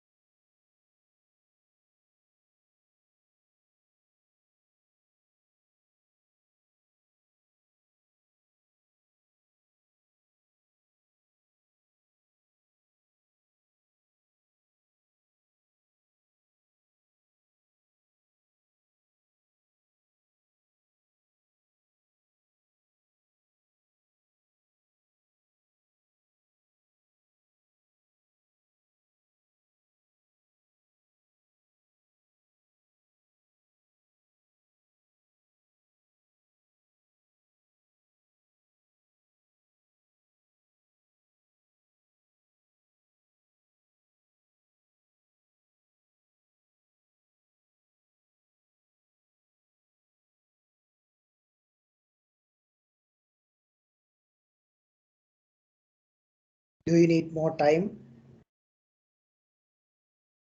or still you are having in the discussion?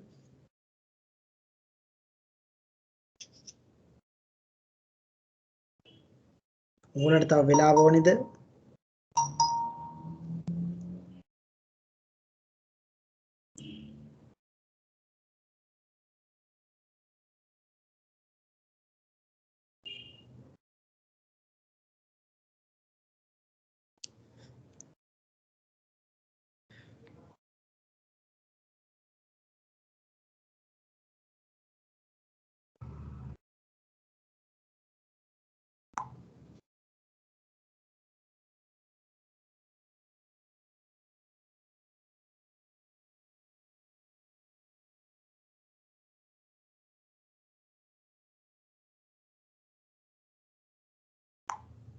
උගලන්ට තව වෙලාව ඕනේද?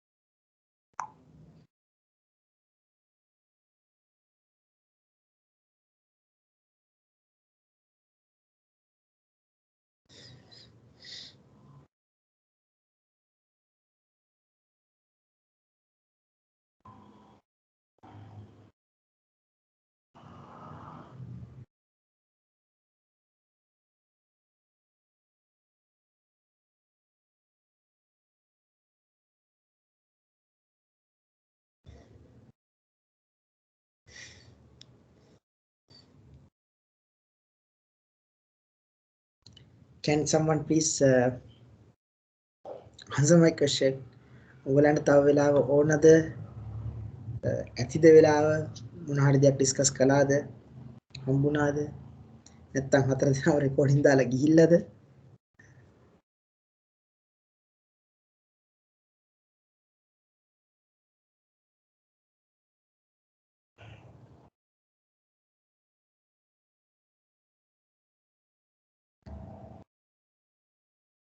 Anything you want to input?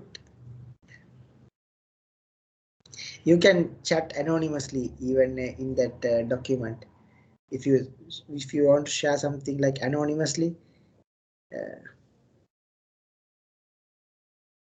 or is this lecture is too boring or sleepy? Any comment on this? You can anonymously comment because in the Google Doc it's totally anonymous. I can't see who you are. It's just different animals are there. Currently a beaver is there. Right? Anyone can comment on like, is this lecture too boring, or you want to do some modification or any adjustment? No, sir, it's very interesting. Very interesting. So that means do you want to do some modification like activities or something? No, right? It's okay. Not dissatisfied. Sir, this flow is going well. Going where? Okay. Now, have you find anything related to theory Z? Anything have you discussed? Oh, as a team you are not discussing at all. You are like third years, right? Sometimes once it comes to third years, You are not talking to each other. Some situations are there in some institutes, I know personally. They don't talk each other. Is that happens here also? You are not speaking each other. That situation. Okay, somehow. Then what can I do? I'll give another around few minutes. Around now it's 10:30. So you can take a break, 15 minutes break today. While in the break, please have a chat. So it's like usually my it's 10 minutes break. I'm giving additional 5 minutes to have the discussion two. Then 10:45 we will start the next point, right? We will start the next point. Meanwhile, I'm here. You can ask anything and please contribute this to the document.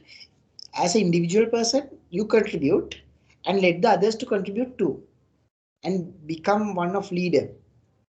Because if you are a leader, one day it might be worth for me to think a situation that I want to like give a share a CV. One of my friend, one of my student, you are a manager, then I can just share, right? There are situations in Sri Lanka that I have done at the moment. Even I just share the CV and make that person into the company because my students are there, right? My friends are there. Still, I'm having the friendship with them also.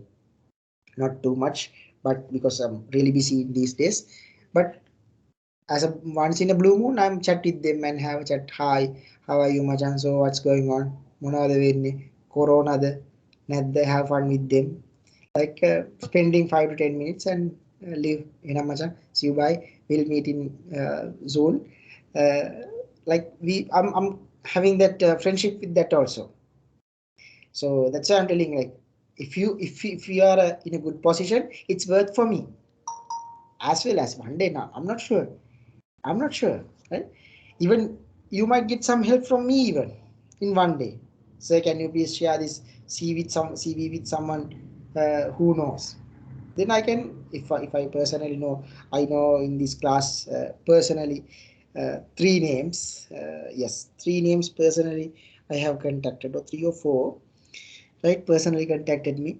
So at that point, sometimes I can help you.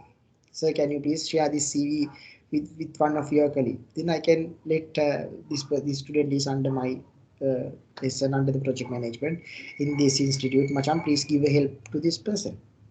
That's how, as a team, as a network, we have to grow, right? So somehow, I'll give 15 minutes today. Please make sure to contribute. Right? Please make sure to contribute. And if you have any questions, you can ask anything related to subject. Okay?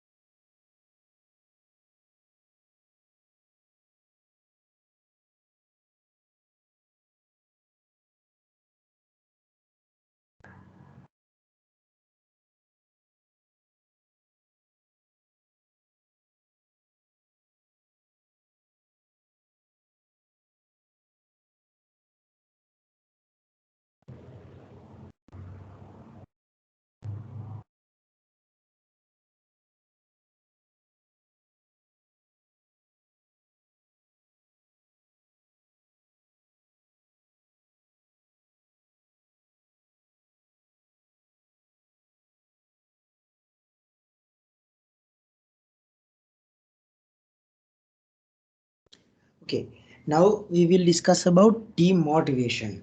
Some simple factors that involve with the team motivation.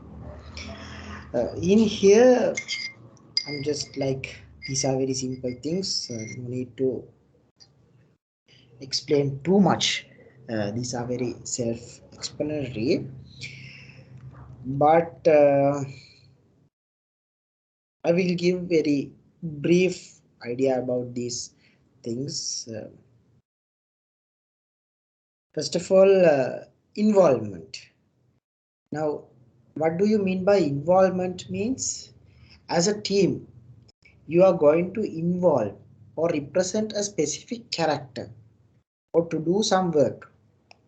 Involvement. Trust. Trust means as a team, you should have a trust among each other. There should, if someone is like suspicious all the time, someone is suspicious with the others, that means there's a problem. So it's a psychological problem. Some people do have like suspicious on everything, everyone around them. They might think someone will kill me, someone will disturb me, someone will harm me. So as a team, that person can't work. So you have to trust your team, and yours responsibility to keep or to maintain that trust accordingly, and give the ownership all the time. Everyone, especially in the hierarchy, once it comes to higher, everyone is required to have some sort of ownership to do some work as a owner, to get the responsibility, the ownership. So that's another simple factor for motivation. And fair. As a project manager, you should fair enough every time. Every time you should be a fair enough person.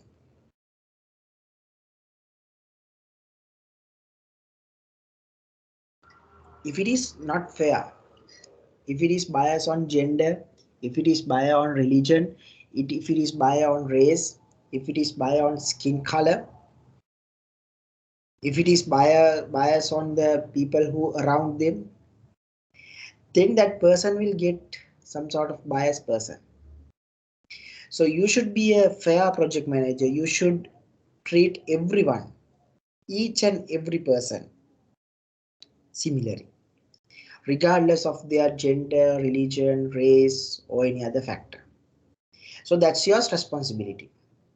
You should be a fair person. If especially once it comes to promotions, especially once it comes to additional payments, additional benefits, your responsibility to make them happy. Everyone happy in equally. While you are sharing the responsibilities, it should be fair. The salaries should be fair. There should be no bias to any other person. That is not representing a skilled person is getting more salary than the others.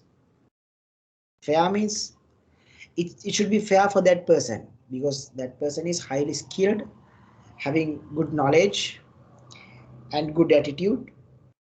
So fair enough to give sufficient salary. That's the perception of this fairness. Empathy. Empathy means you are going to their foot and understand the situation. Now think a situation that you are in your wife is going for a delivery, baby delivery.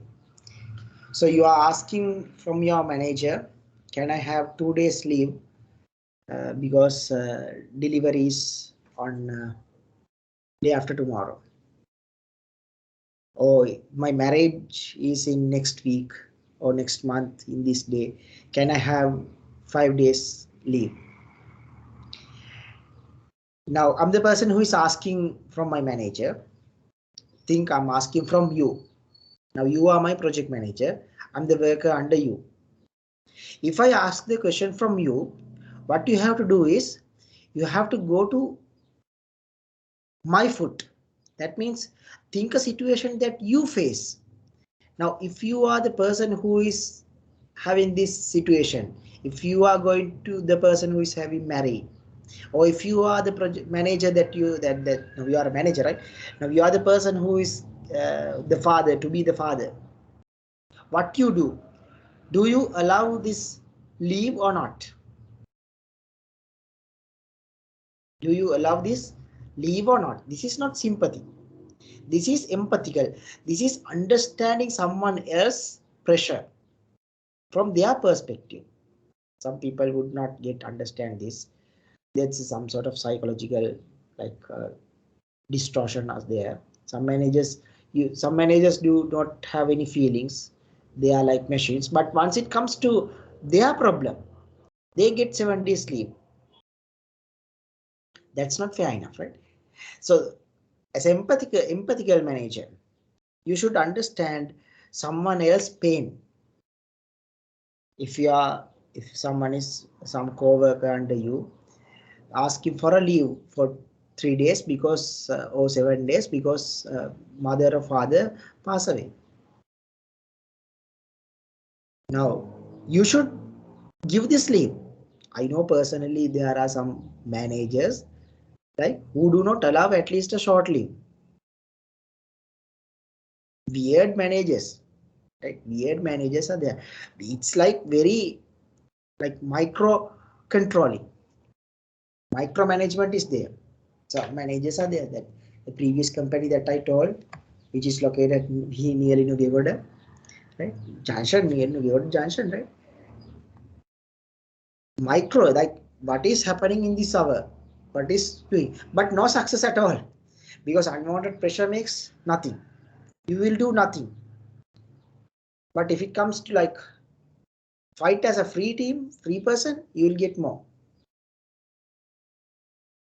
So you should understand someone else and support them. That's another factor for motivation. Empathical. There are 4 more, like appreciation, culture, working hours, work versus salary, or work-life balance. We'll discuss one by one. Appreciation. 66% of employees would quit if they feel unappreciated. Now, you are not appreciated. You have done a great job. You have spent hours to complete a work. You have done, personally, you are a project manager, right? Now think you're one of your co-worker has done very good job, and you personally know it's a very good job, but you haven't just sent an email by saying thank you. Not for that person. Just if you are a manager and if you just send a mail to that person, thank you, is insufficient. You should copy the relevant managers or the higher level hierarchy. That's your responsibility to make that person visible to the higher level.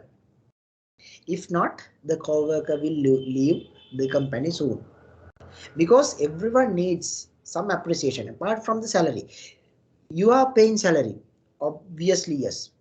Any company would pay that. Yes, if you are a manager and you are thinking, I have a company is paying for you, right? That's your job, so you have to do. Of course, co-workers should do the work. Yes, of course, but you can motivate by thanks, Mashang. You have done a great job. See, because of you, we all are like save our lives. Just one sentence is more than enough. I'm not telling like make someone fool. The honest appreciation should be there. And if you can appreciate in a public channel, if it is not allowed in your company, please don't do it. If it is like a public channel like LinkedIn, if you can appreciate that person in a public channel, it would be worth for that person too in one day.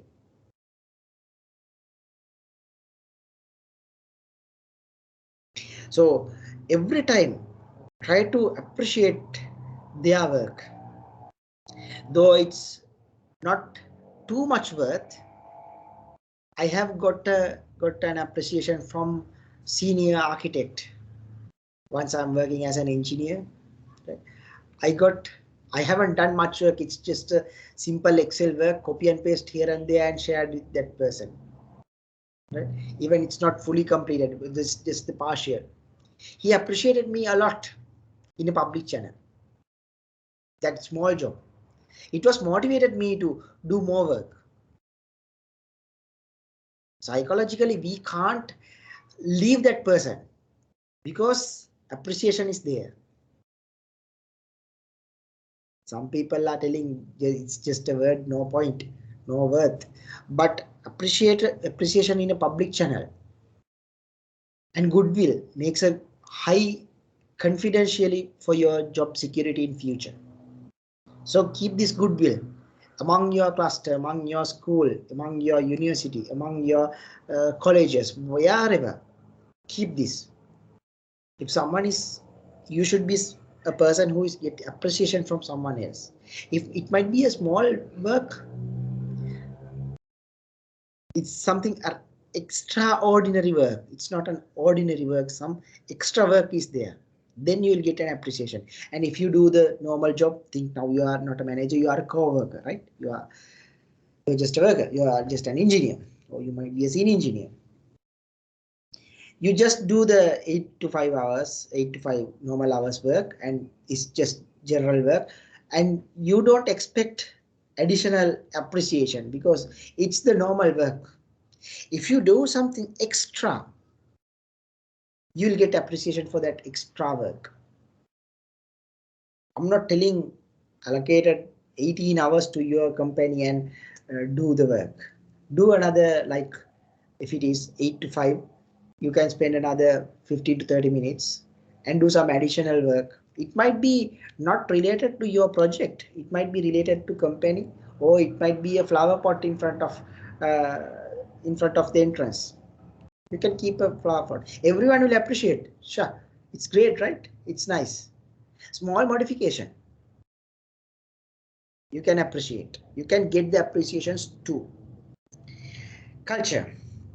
Once it comes to culture, you should be a flat culture. You should understand, especially like computer related jobs, the hierarchy is very flat.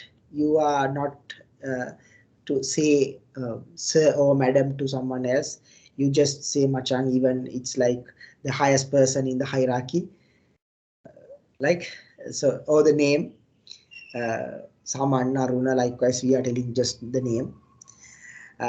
We are not telling Mr. Pereira, Mrs.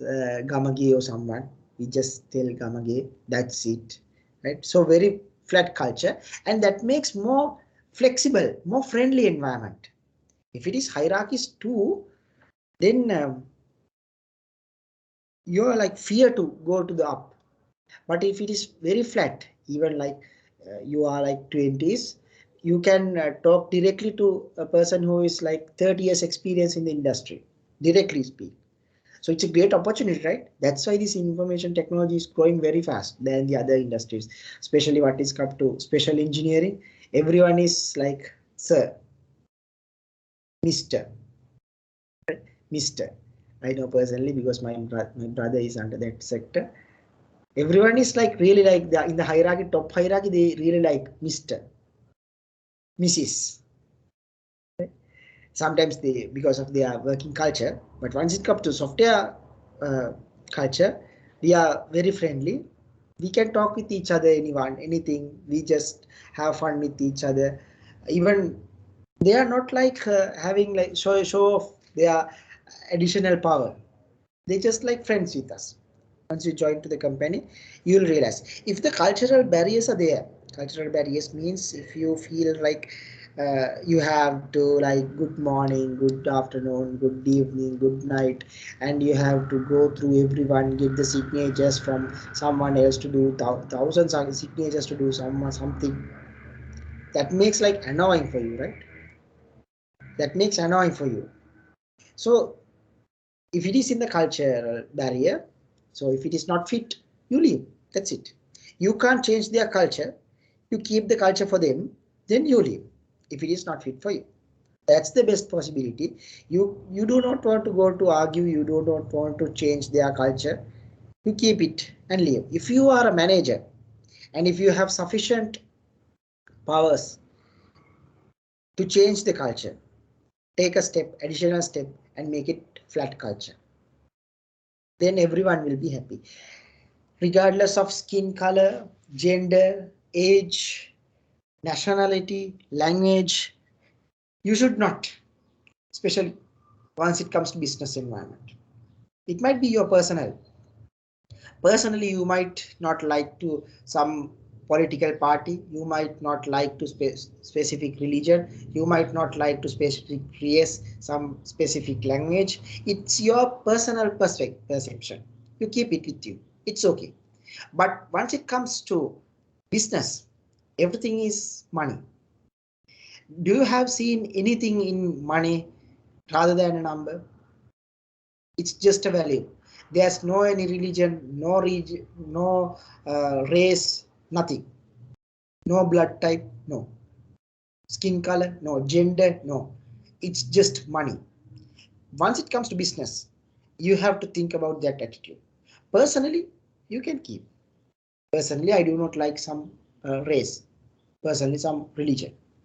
But once it comes to lecturer, once it comes to marking schemes for marking, I don't care. I just take the number and mark. That's it. My personal attitude is different once it comes to a job, because I should be a fair person. I should give fair marks for everyone. That's my responsibility. Especially once you come into a business environment, it's all about money. You have to think about money instead of that other factors. But make sure to keep the culture safe. I know personally one company, they have hired unwanted people. What happens is, like, at the end of the day, they all together fight to remove that person, the fair person, right? So make sure to not to have like any other biases. Yes? It should be fair, right? Working hours. Now, the gross domestic product of the countries in which employees are working more than 40 hours a week. See, if it is more than 40 hours a week, if it is more than 40 hours a week, is very low compared to the countries employees are working less than 40 hours. So what that means, if you are a manager, you should not push your teammates unwantedly. Work 80 hours, not 40 hours. You have to work 80 hours. I know personally one situation, the only engineer who developed the product, he tested the product and he deployed the product, and once it comes to issues, he is fixing that issues too. Like, he is the only one person in the company. Because of this, manager is always trusting only that person. Obviously he is doing great job, right? He is doing great job. But there's a situation. As a project manager, you should keep your employees less than 40 hours. Your estimation should be less than 40 hours, because if it is perfectly 40 hours, that means unwanted risk. We'll discuss about this critical path and stuff in near future. Then you will realize how much worth that sentence. Always we have to follow this risk mitigation paths. We can't keep 40 hours continuously. If someone is gone wrong, then 8 hours is gone. We can't tell. Someone can accident and die. We can't tell. Right? So at that point, you will get suffered as a project manager. So your responsibility is to make equal and unbiased and fair around 36 hours to 32 hours is the best time allocation for a given employee. But it should be valuable 30 hours. If you are giving to draw one image for 32 hours, means you are destroying your company. Because project managers' responsibility is to keep the budget accordingly. You have to satisfy the workers as well as satisfy the budget and the higher management too.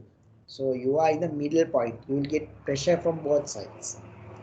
Project management is something that is not easier because of this reason.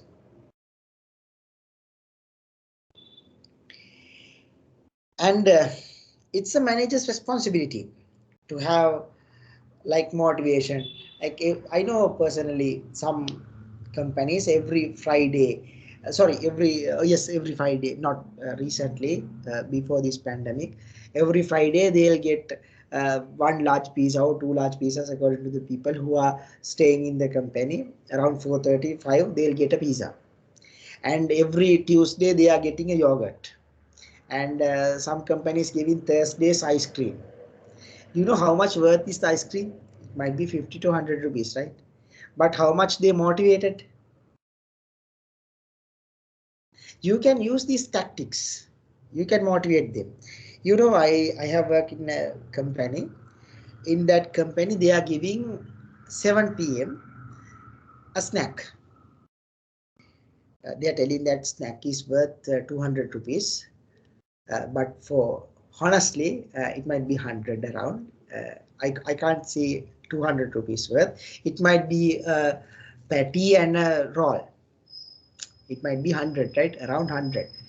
For nowadays, it might be 100 and 100. Yes, around 100 we can, but think it's 200 optimally. 7 o'clock evening, 7 p.m. You know what's that strategy?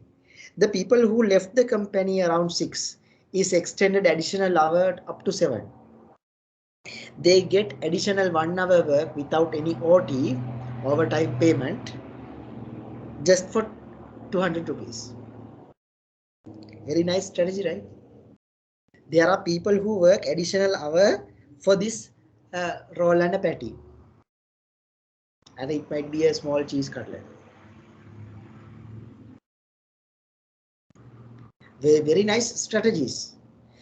But managers are never asked to stay until 7 o'clock and do this work. But as a manager, they can realize the people who wait for this roll and a cutlet, an additional hour from 6 to 7. They are telling it's to motivate the people who working in here. We have to appreciate them and stuff, but that's not the reality. The reality is they want to get additional hour of work. Once you join for a company, you will realize these stories, and you will have a small uh, smile in your face by remembering these words, right? That kind of strategies are there, but that is not harmful.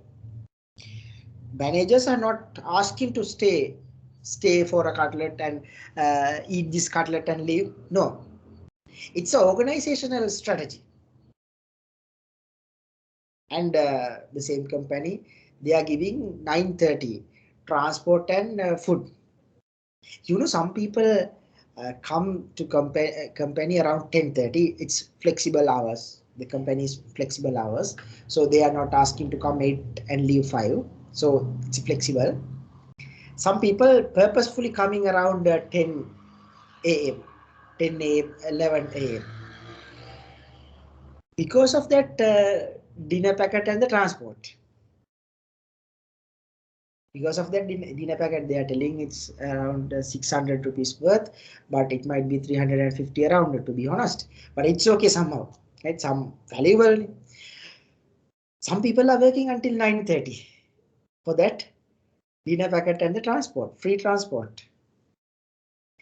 What my colleges are done that faced to that situation. What they are telling, Majang, if we are leaving around 6:30 to 7, we have to go through like in a tight environment.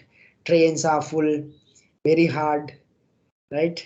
That's a normal scenario, right? 5:30 we are leaving in the company and we are going to home around 8:30.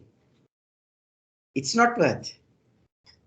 That understanding is in the management. What the management solution is? Giving free transport and food if you are staying until 9:30. Additional hours of work without additional payment. Your hourly worth is more than around 5,000 or 6,000. They just giving 350 for you. It's worth, right? For transport, it might be 2,000, more than 2,000, because they are giving up to 50 kilometers transport. So it might be 1,000 to 2,000 maximum. So that's the story of the working hours. So you have to adjust it, and especially once it comes to working hours, you have to keep like working hours flexible. Calm at 8 o'clock sharp. No, it should not be. You should let them to work freely. Give as much as time to work from their home. Why? You can save additional money. You can save additional air condition, additional space requirements. You don't want to buy a building, and you can pay around 1,000 for internet charges. That's it. Right? Very easy situation. So what you have to do, you have to understand, you have to go through the true story and do the work. Are you clear about these working hours?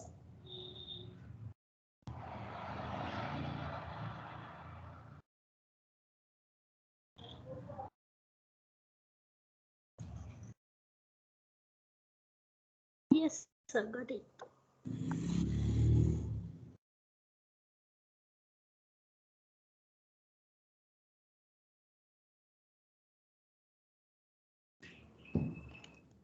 Okay, the next point, the work-life balance.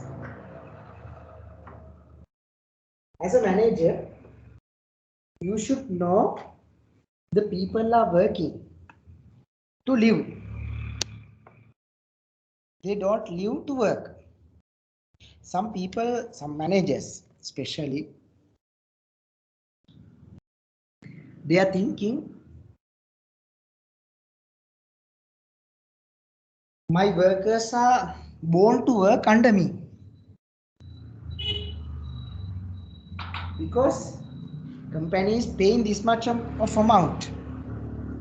But you know, you are a manager, you have you thought about their family?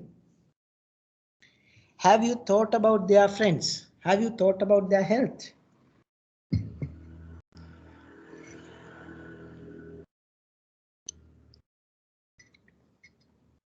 And especially if you are a worker, you have to think about these factors also, apart from the paycheck, apart from the salary that you are getting. Because as a human, as a normal person, you should have fun. You should have time to spend with your friends, with your family, with your parents. You have to time to travel to another place, have a small picnic or a trip. So that's the work-life balance. So if you are a workaholic, that means you are working all the day, you will get health issues quickly, especially like dry eyes, because you are working in a computer, in front of a computer. So this is one of responsibility that you have to think as a manager. Now, another component that I want to discuss here, the cognitive distance.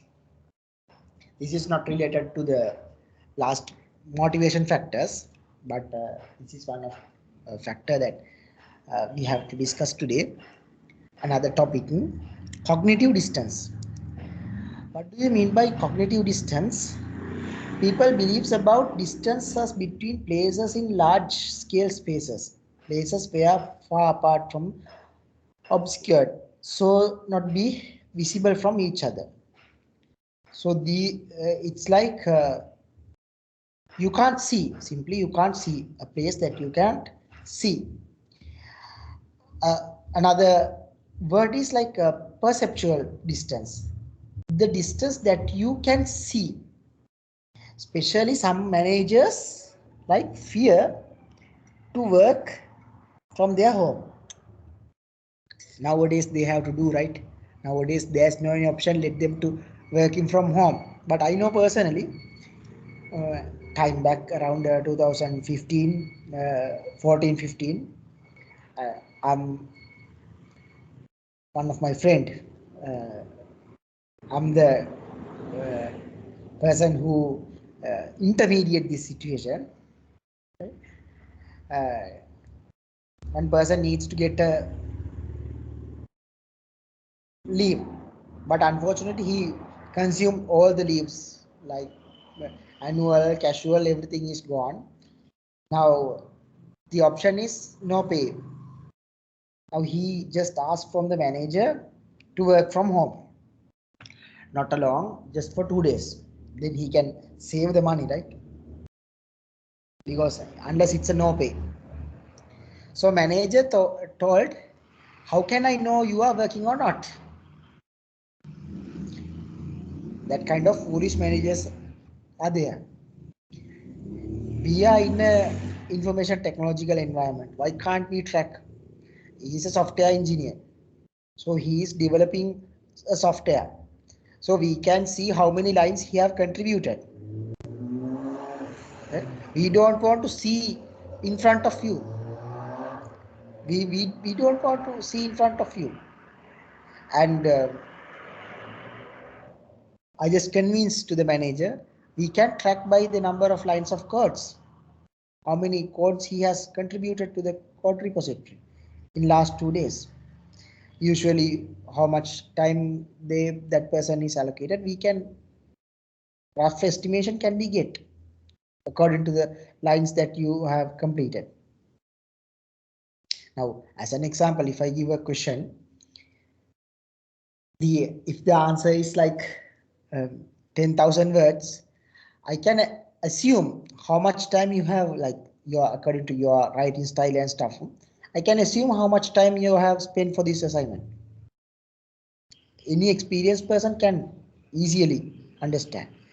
But usually managers are not technical people and they like very closed attitude. That's the normal situation. Don't get upset, you are not like that kind of person. You should be an open-ended. Like you have to think openly. There should be a mechanism to grab, to check whether you have work or not. Now think this situation, it's a virtual lecture. Someone needs to check how much hours that I have teach. You can take the recording and check how much hours in there. It might be 4 hours, it might be 6 hours. Simple, right? So no need to go to a specific location and teach.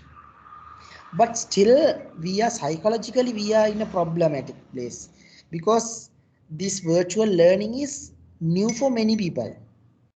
But if this pandemic is for next decade, I'm pretty sure everyone will convert to this virtual learning environment because there's no any option. After a decade, if someone is trying to ask to come to school and learn, they'll never come to school even, because people are changing nowadays. Even nearly like 10 to 15% people like to work from home because now they adjust their life to working from home. It's work for both of sides, right?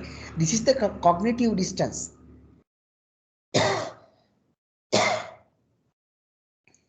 And if it is cognition, it's a broad range of the mental activity, including the proprioception, perception, sense making, categorization, inference, value judgments, emotions, and feelings. which are built on each other. Now, all of these are like psychological problems. All of these are psychological problems. How to deal with some other person with a psychological problem is a question. Especially dealing with a manager, we can't convince to them because they fixed attitude. Once you become as a manager, please be a flexible person. Then you will get a flexible team and get any amount of work they'll do for you. They'll do for you. I'm guaranteed for that. Very rarely there might be one or two black sheeps are there, unless they'll do work for you without any issue. Currently, the world is like moving towards this situation. So this is the cognitive distance and cognition, and the notion of this cognitive distance people between the people, the extent the extent that they have developed along different life paths and the different environments, they interpret, understand, and evaluate the world differently. You know, everyone is not come from the same background. Some people from very crowded environment, some people from a quiet village. Now the thinking, the psychological aspects is differ based on the environments and experience, how much they have like experience, what are the experiences that they have. They'll interpret the world in different manner. So you may see these kinds of different aspects.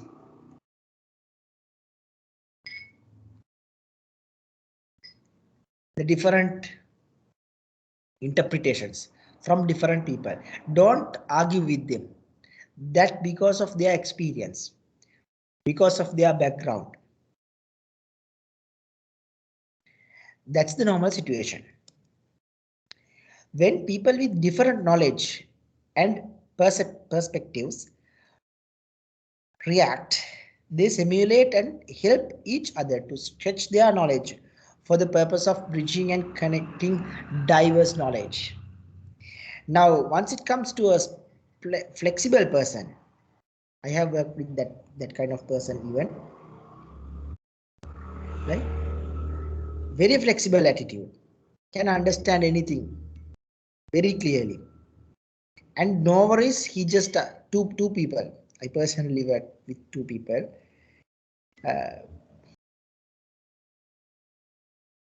They just telling do whatever, it's okay, but make sure to do within this period. I want the product or no before this date. You can take leave, you can stay home, you can enjoy with the others. It's not a problem at all for me. But or no before this date, I want this code base. That kind of manager I'm expecting from you. Be flexible and stretch your knowledge. Connect this diverse of knowledge. You are a responsible person. You are a responsible person. You are a very responsible person for the company. Finally, cognitive distance yields opportunities for novel contributions, for complementary resources, definitely. Because once it comes to high cognitive distance, that means whether you are working in Sri Lanka or US or UK or morning 8 or night 8 or whatever the time, and you are flexible with them, that person will appreciate it around the world, and everyone will come to around you if you are in a problem, right? If you have supported for everyone, then there are a lot of people support to you back. That's the normal story. That's why I'm telling always work as a team, Share everything with your team. You will lose nothing. By sharing everything with the others, you will lose nothing. You will get a lot. You lose nothing. Don't worry. If a person is going to be a president, you can't stop it. If a person is going to be a vice president, you can't change it. You can't destroy that, because that person having that power, inborn power. If a person is going to be a CEO, you can't stop it. So you share everything. Then one day, if that person becomes as a president, then he'll realize that person supported me at that time. You'll get some additional thing.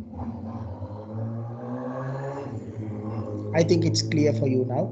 The cognitive dissonance. This is very deep concept. I just skim or a touch, or even I haven't touched. I just show this kind of thing is there, and I'll share some additional resources with you to understand this story if you are really interested furthermore. Now, the last point I want to tell: as a team, you can do anything, but well practiced, skilled, motivated team. Right? If anyone in the team lose the responsibility, the entire team will lose the goal. As an individual person, there is a goal to achieve. Each one is achieving that personal individual goal, means achieving the organizational goal. So as an organization, as a team, you should work each other in synchronously as much as the contribution you can do. So that's your responsibility once you are studying or once you are doing your company. I'll ask a question from you. So a normal situation, think a situation that puncture is there in your vehicle. How much time they got to remove your tire and fix it? Remove and fix. I have experience even very recently. I spent 30 minutes around in that place to replace my tire, because they are not motivated at all. Then they are not working as a team. And even in yesterday, I went to Kiel Super to purchase something, and I have seen one worker. He is in the queue, and the cashier, the only one person in the cashier, is struggling to maintain this queue. Then what I told is, Machang, I'll keep this. He took some apples and oranges. I'm not sure to whom and why he is in the queue. Even I don't know. Sometimes he might be a new person.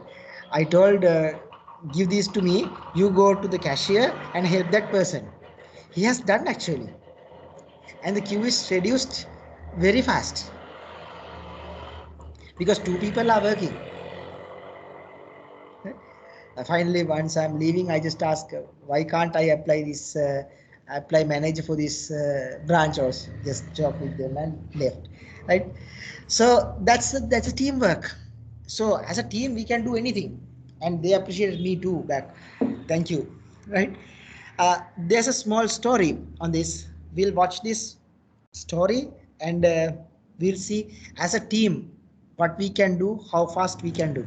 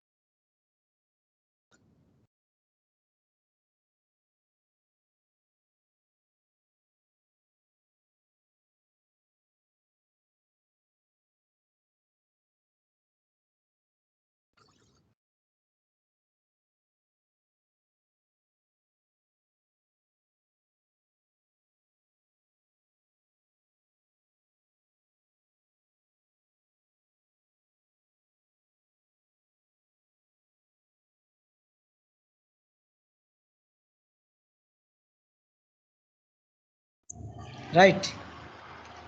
How much time they spend to remove that 4 wheels and fix it?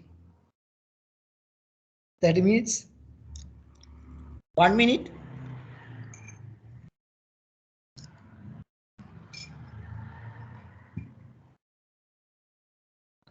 They spend only 1 hour and 0.2 seconds. Sorry, 1 second. 1 second and 0.2 something. 1 second.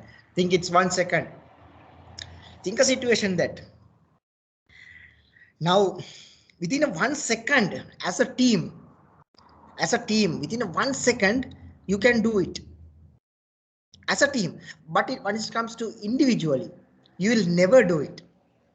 It might get at least 4 minutes. Now how they achieve this goal? They have trained, they have motivated as a team. Everyone is having a responsibility, a single responsibility. There's a single objective. I'll go a little bit back.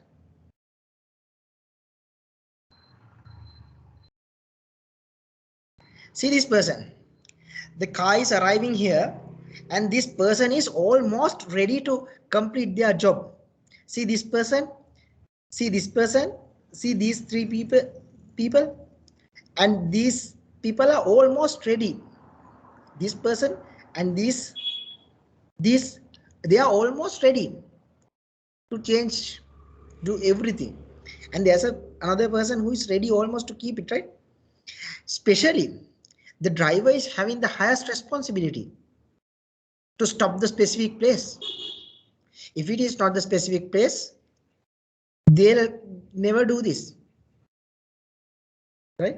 Driver is under high pressure. This is like a car racing situation. Sometimes you have seen. Driver is under pressure because he wants to win. But they win as a team. They win as a team.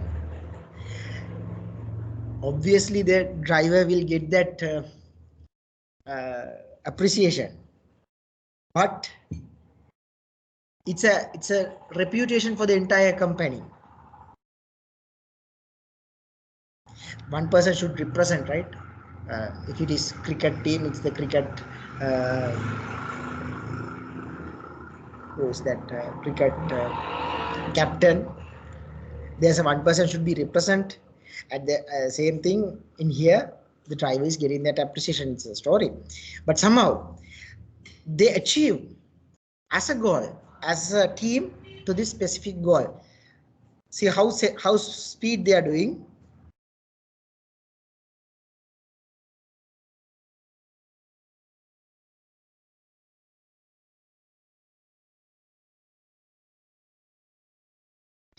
As a team, you can do anything. As a team, you can do anything. Right? That's all for this team motivation and aspects of motivational theory.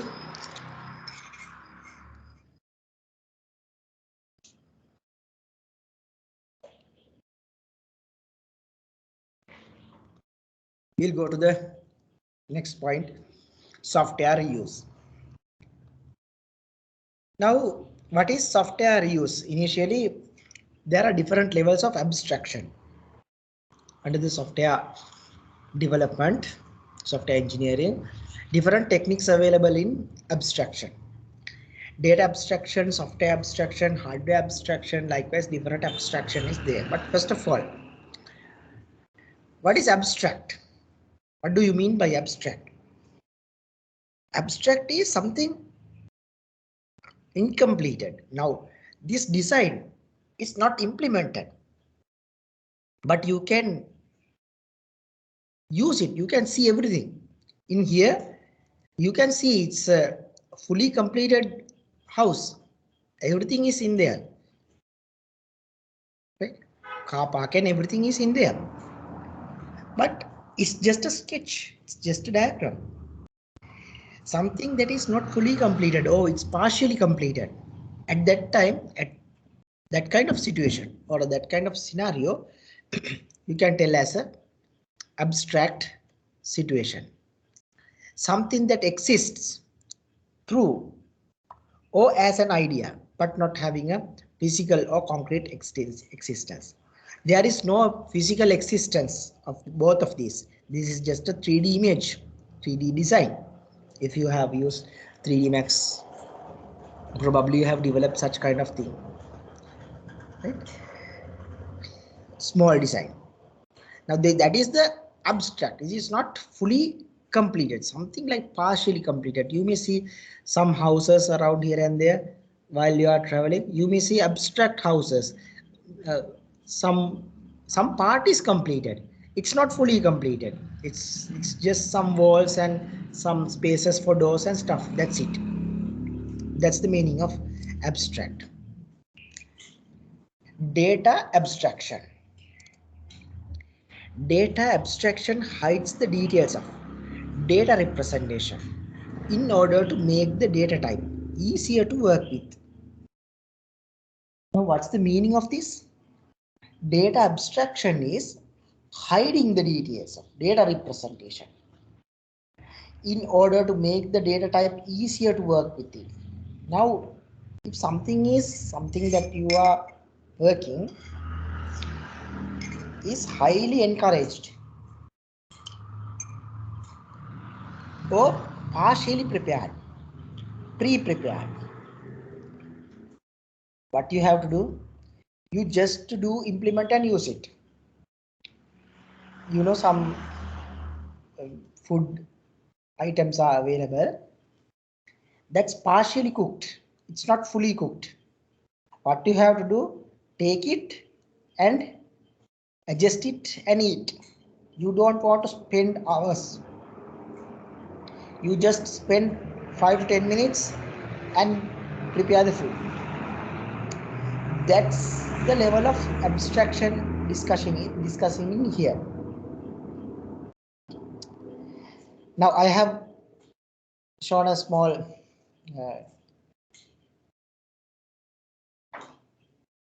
image in here, took from Facebook. Lot of things are abstracted in here.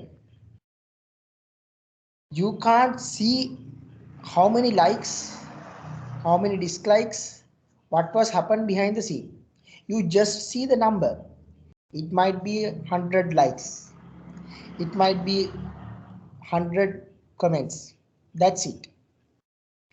But behind the scene, lot of things are happened. Behind the scenes, lot of things are happened. Two people are communicating or group of people are communicating each other. You in WhatsApp, you just see a message arrives to you.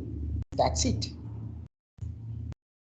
And you are upset if it is like 5 seconds to 3 seconds delay. This is the abstraction. They hide the world. They hide the technical people hide this complexity from the environment. The technical aspects, we hide the complexity and allow the end user to work their to do their work in smoothly. Now different data abstraction types are available, like object oriented data abstraction, DBMS, database management systems data abstraction, and especially once it comes to abstract or abstraction, we can't ignore this abstract data types. Now, what is the meaning of these abstract data types? Something that defined without an implementation. Abstract data type is a data type whose properties, domain, and operations are specified independently of any implementation. I will give an example for this. Now, I'm not give an example for the abstract data type. I'm just giving an example. The properties are independent. The story of the properties are independent. Now, probably you have used at least 1 or 2 flow diagrams. At least you have wrote 1 or 2 pseudo codes. What is the language that you have used? Java, C Sharp, Python to write your pseudocode, Java to write the to draw the flowchart. What is the language that you have used? Java, C Sharp, Python, R? No, right? You have a PHP? No.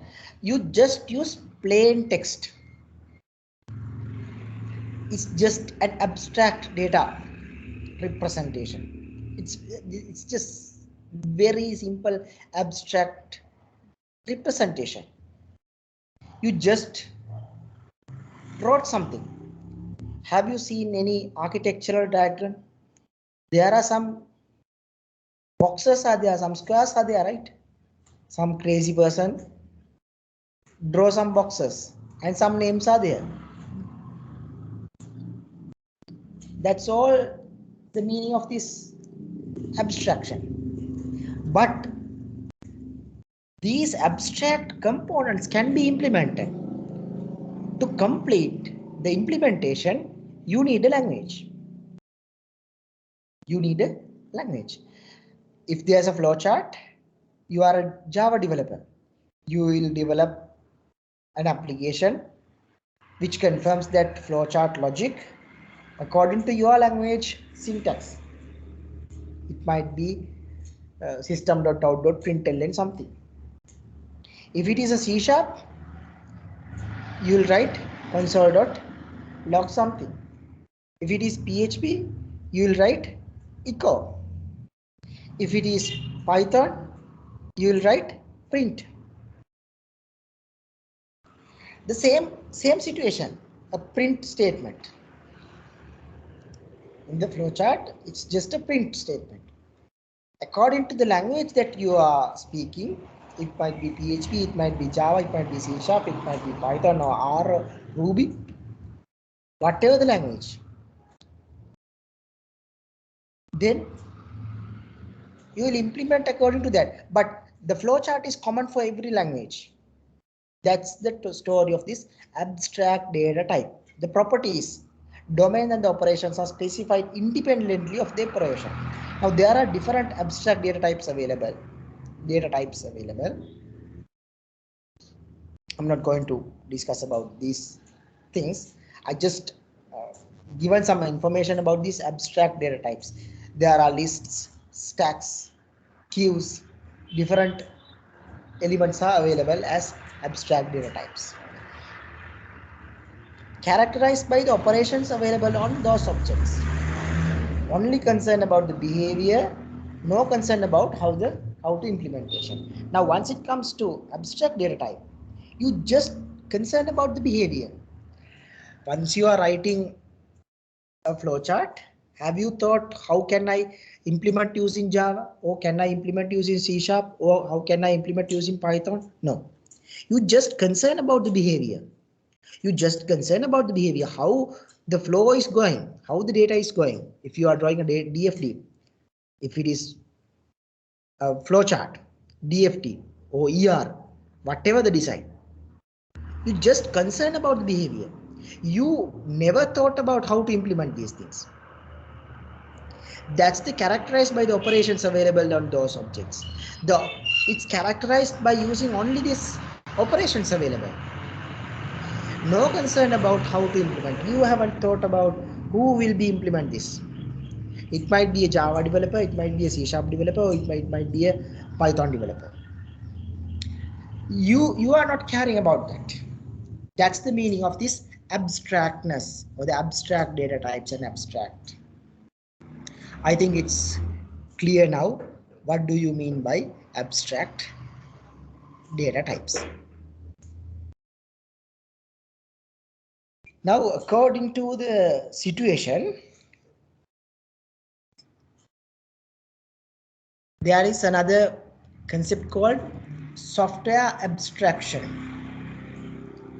There are different approaches to the reuse, code reuse. As a project manager, you should have like simple understanding. I'm not going to explain everything in detail in technical expectation, in the technical representation. I just tell the story what you should know as a manager. Or this might be an introduction to software approaches to reuse. You are a manager, you are not going to code anything. You don't want to think about Java or C#. They do by architects, consultants and engineers. You don't want to worry about that. That's not your responsibility. You are not going to write the code. You just sit and do the work, your job. You are not supposed to do any code as a project manager. You don't want to even think about how they are going to code. That's their responsibility. That's not a responsibility at all from you. But especially once it comes to software engineering, you should have some small understanding about these concepts. That's why I'm just giving very simple or brief explanations on this. If you can't understand, please go through again different materials available, lot of materials available under these things, so you can learn more. The first one is object-oriented class-like approach. This is one approach for the software reuse. Under the OOP, object-oriented programming, there are two main abstract approaches are there: abstract classes and interfaces. Abstract classes are the classes that is not fully functional or fully completed. Those classes are partially developed. That might contain methods that is not fully functional. The interfaces are, it's another type. These are fully abstract, especially once it comes to like method bodies. There's no any method bodies. If you don't know about methods and stuff, please go through again and understand under the interfaces. So you can implement an interface and use it. These are fully abstract. This is fully abstract. This is partially abstract. Abstract classes. And there's another approach for reuse: data structures and algorithms. Now there are different data structures available. There are a lot of data structures available in software industry. These data structures might be tested and designed well. So any of the data structure can reuse the same concept again and again. This is another concept. Algorithm is another concept to represent representative or repetitive work. It's a repetitive work. It might be represent using another equation. The repetitive work can be represent using an equation too. Algorithm can be converted into, usually an algorithm can be converted into a mathematical equation.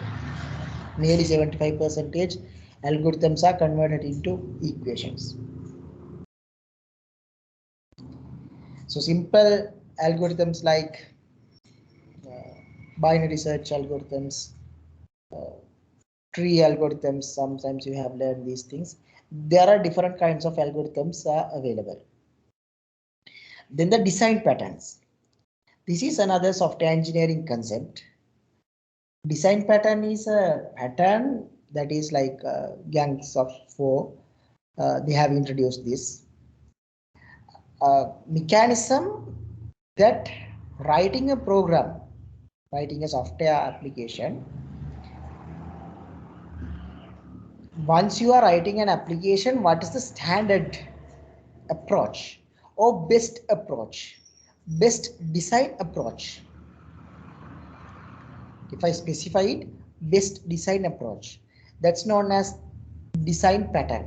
There are different design patterns available, like singleton, bridge, likewise different patterns available, and there might be some categorizations like creational pattern type patterns, likewise they are like factory, abstract factory, different design patterns available. If you are not familiar, please have a small search and understand it about these design patterns. But basically what you as a manager what you should know, there's a concept called design patterns. These design patterns are standard patterns to develop an application. These are pre-built. Pre-built means the entire code is not completed, so you can't say as a manager, Machang, there's a design pattern, use that design pattern. So you can't tell like that, right? So it would be adjusted by your software engineer, your architect, your consultant. You don't want to worry about that. But just the basic understanding is there's a standard mechanism for the software development patterns. And another approach for reuse, one of very popular, is open source code repositories. Example is GitHub. And GitHub, there might be more than 1 million, I think so. I'm not sure how much. There might be more than 1 million repositories available, free and open source. You can download it and you can use it. You don't want to write from the beginning, because nowadays the business environment is very fast, especially the agile concepts are adapted to the environment. You do not want to spend years to complete a software product. So what you have to do is you have to complete the software product as soon as possible.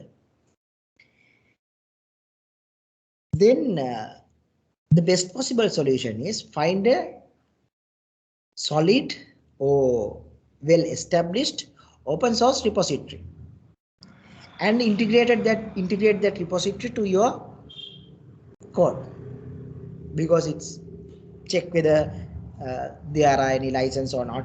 Usually those are Creative Commons open source libraries.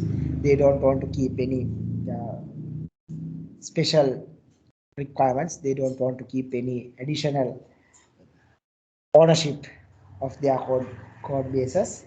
They'll allow you to do it freely, and you can contribute to them as back because you are earning, right? It's your responsibility. If you are using any open source library, you will contribute by sponsor them, not by like million, just $1,000 per year, because your profit might be $1 million per year. So $1,000 per year for contribution for that project is worth. Then there are a lot of free and open source developers there. Then you will get a high quality product for a very low cost. You every time if you are using any open source product, please make sure to contribute them. They're not asking money. They just say, help us. There's a small button, right? That's it. They are not sending emails every month, your bill is this much. They'll just tell, help us. It's your responsibility as a manager to convince to your higher management and sponsor for the open source projects available in any open source library. Then you will get high quality product for very low cost, and sometimes it might be negligible from the total bill, because it's paid by your client. You can pay for the open source project like $1,000. It's not a big amount for a big software company. Even like large scale companies like Uber, they are using the payment options, the Sri Lankan WSO2 payment option, payment gateway and stuff. Now we can earn well. If you are a developer, you can develop a solid product and introduce to the business environment. They'll definitely support you. If it is worth, they'll definitely support you, because it's worth for them also. They don't want to hire you. They don't want to give EPF, ETF and stuff. Nothing.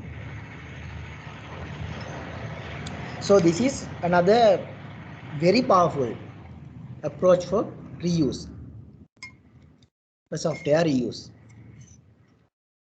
Lot of repositories available, but GitHub is the like buzzword in industry, right? You may search, you may use this. No one can tell why you have used this GitHub repository code base.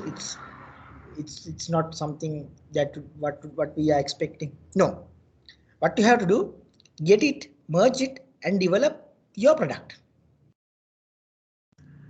Then you can develop more solid application rather than start from the beginning or start from the scratch. To start from scratch, you might spend a lot of time. So this is another approach for the to reuse using software abstraction. Now these repositories are not developed for you, right? It's just an abstract. It's just an abstract. Design patterns are abstract. Data structures, algorithms, everything is just abstract. You have to implement it. It's your responsibility. It's not like prepared food. It's just pre-cooked, right?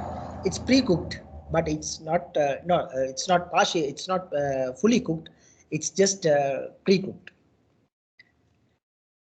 Now reuse in practice. Now there are approaches, different approaches are available. So you have to practice it. Now you are not a software developer who is start from the ground. You don't want to start from the ground. You can use it. You can reuse, but make sure to give the credit to them. It's not something hard, right? To credit someone else, say thanks. It's something easier. Just keep their notes, their developer notes as it is. It's not a problem at all, right?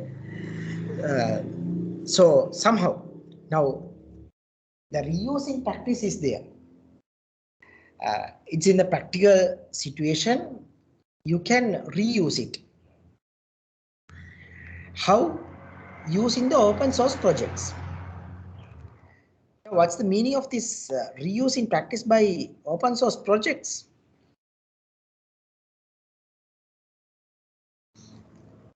You might use some sort of Apache product, or if you have developed Android application, you have used this story, open source project. There might be some other code repositories like tech giants contributing open source projects like Facebook. There are a lot of open source projects available from Facebook.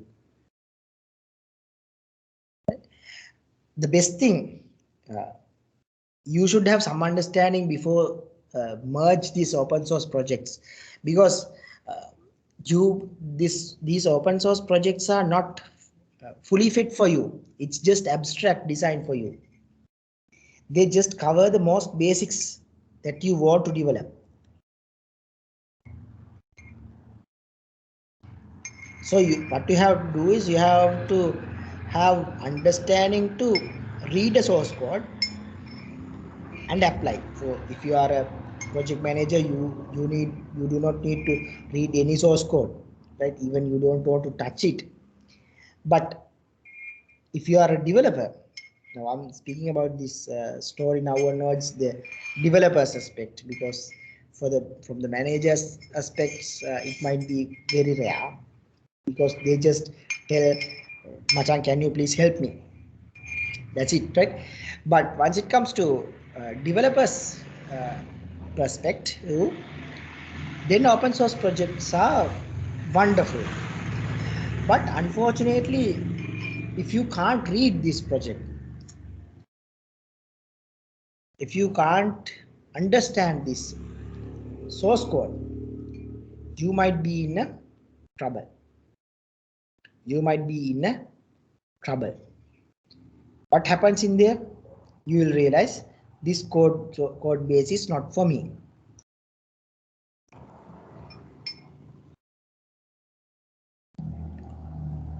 I'm not telling download and execute, try to execute it. Just download and execute. No, that's not reuse. That's not reuse, right? That's not reuse.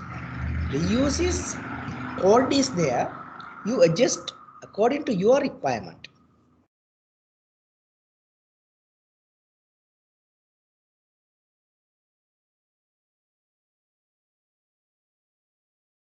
You can get the sufficient ingredients from them and use it, especially if you have used like a framework like Django framework. There are login even there, password management, everything is in there. It's an open source project. You don't want to worry about that, because these code repositories are developed by strong developers. Sometimes there might be weak developers, rarely. Those are not populated much. But once it comes, especially like Apache products, lot of Apache products are very solid, very technical, high-end technical. And just we have to configure and use it. That's it. All the other stuff is completed.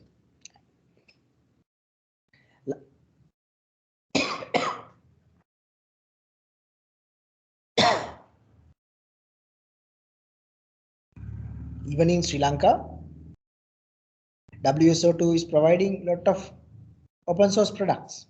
You just configure it, that's it. There are a lot of products like Carbon.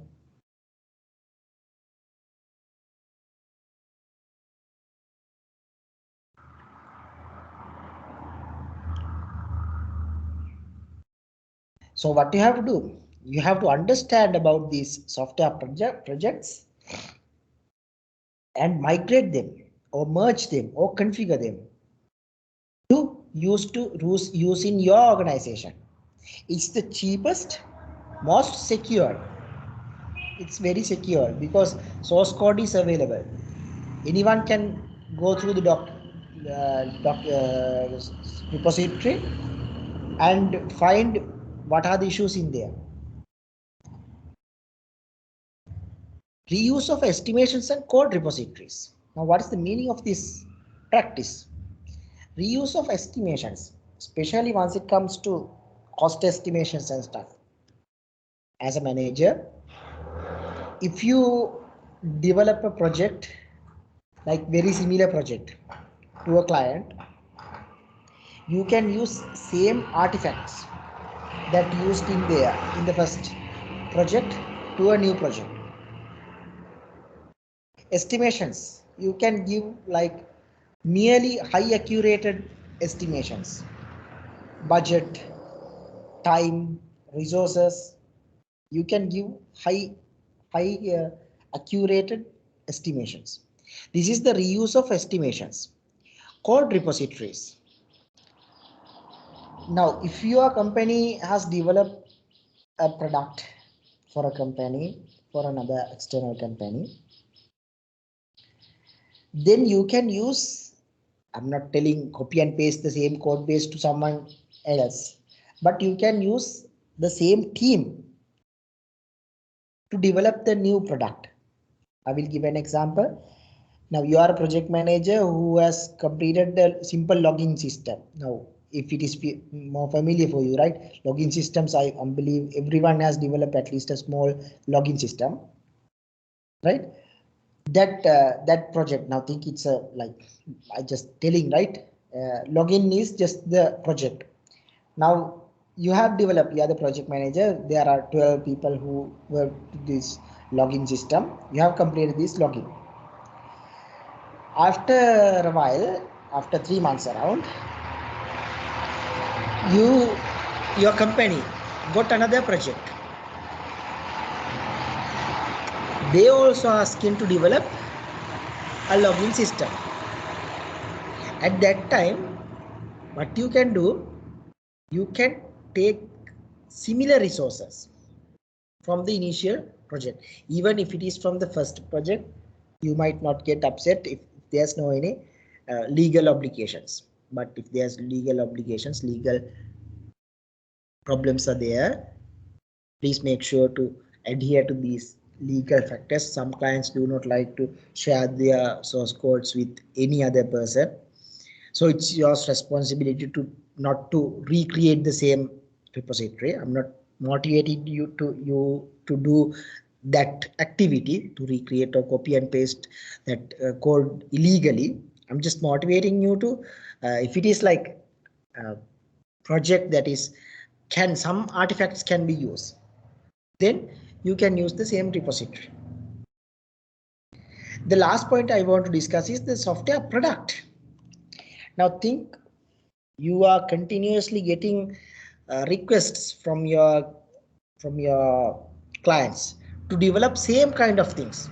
It might be a login system, it might be a payment gateway or something in there. Then what you can do is you can develop a software product to login.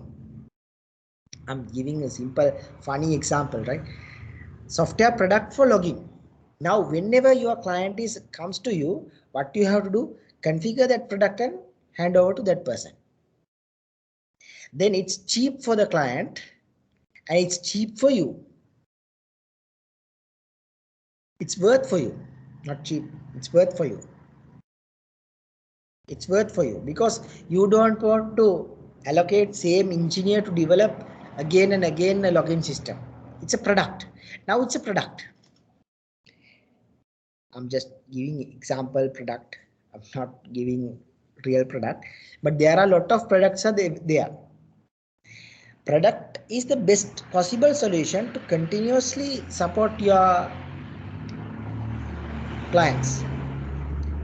If it is a chat integration, you can allocate continuously to chat as chat application or chat integration API or something.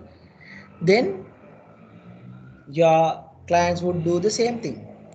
They just pay for small configuration and you will get continuously from different clients for the same code base. It's worth for you and worth for your client. That's a win-win situation. Both sides are won. Your client also won, you also won. Every time in the life, there should be a win-win situation. You should be a winner and your other party should be a winner. Clear? Now, mainly these kinds of software products, software applications or pre-built software products or the packages might support very fast deliver. And especially as a project manager, you should follow these reusing practice. So whenever if you got a requirement from the customer or the client, check whether any open source project is available. A well-reputed open source project is available or well-grown project is available. How you can think it's well-grown? The number of contributors, number of changes, number of bug issues, everything is in GitHub repository. Number of releases, these kinds of information providing the robustness of the software product and the documentation and the developer profiles, everything makes more strong. So once you got a project, rather than you start from scratch, if your client is okay to use these open source projects, that's the other point. Your client should be okay, unless it might be a problem at the end of the day. So you have to communicate to your client, we are using these kinds of open source projects, and you can convince them the worth and value of these contributing to these open source projects. So very near future you might be a project manager, definitely. So it's your responsibility to work on these factors. Once it comes to a software product, check whether is there any open source project is available. Don't jump and code. Number one, let your architect or the senior consultant person check whether any open source project is available or not. And if there's any no legal issues, you can use it. And your client is okay, you can use it. That's the well best practice. And the second component, if you are developing along like inbuilt or the in-house application development is going on, then always use these design patterns and data structures, relevant algorithms, because those are established practices. As a project manager, you have to ask from your architect to confirm that software is robust under these categories, that design patterns are followed, relevant code practices are followed. These kinds of things that you have to confirm. You don't want to go and check whether these codes are okay or not, because that's not the responsibility of a project manager, especially once it comes to a scrum master or agile team. They don't touch even the source code. They don't look. That's the developer team's responsibility. But you should influence them. I'm not telling like show off that you are code master, right? You don't want to show off that you are a code master and you are a code ninja. I can do anything. I know everything in source code. I know design patterns. I know singleton pattern. I know this pattern, that pattern. I know flyover. Everything is I know. Well, that might be a problem. If you are having actually that understanding, you don't want to go in this project management practice. Instead, what you can do, you can go in engineering practice. Then you can grow well and become senior architect or a technical director. You will learn a lot than going this management practice, because comparatively they are earning more. Technical people, at the end of the day, technical people are earning more. It might be not too much. I know personally some managers are earning double than the architects, right? It depends on the project, but somehow average technical people are earning than management.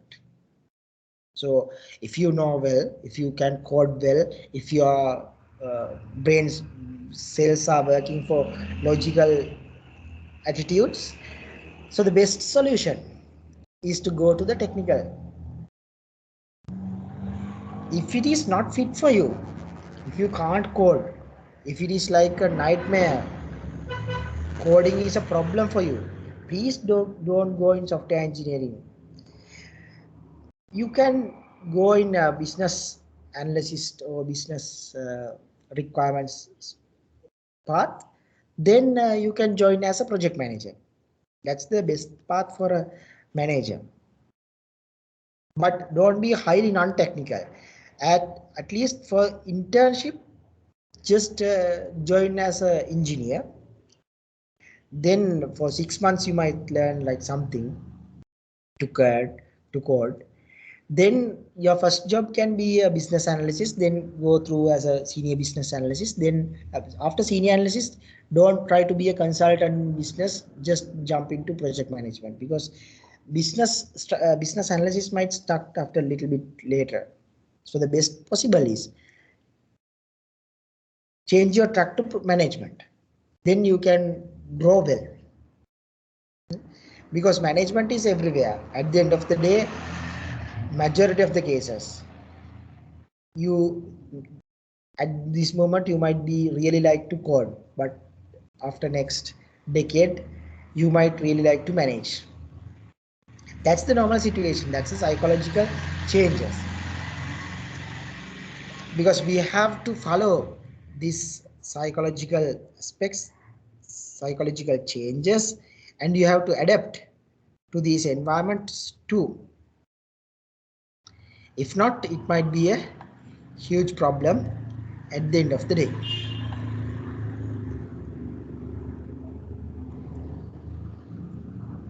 I think software reuse is clear for you now.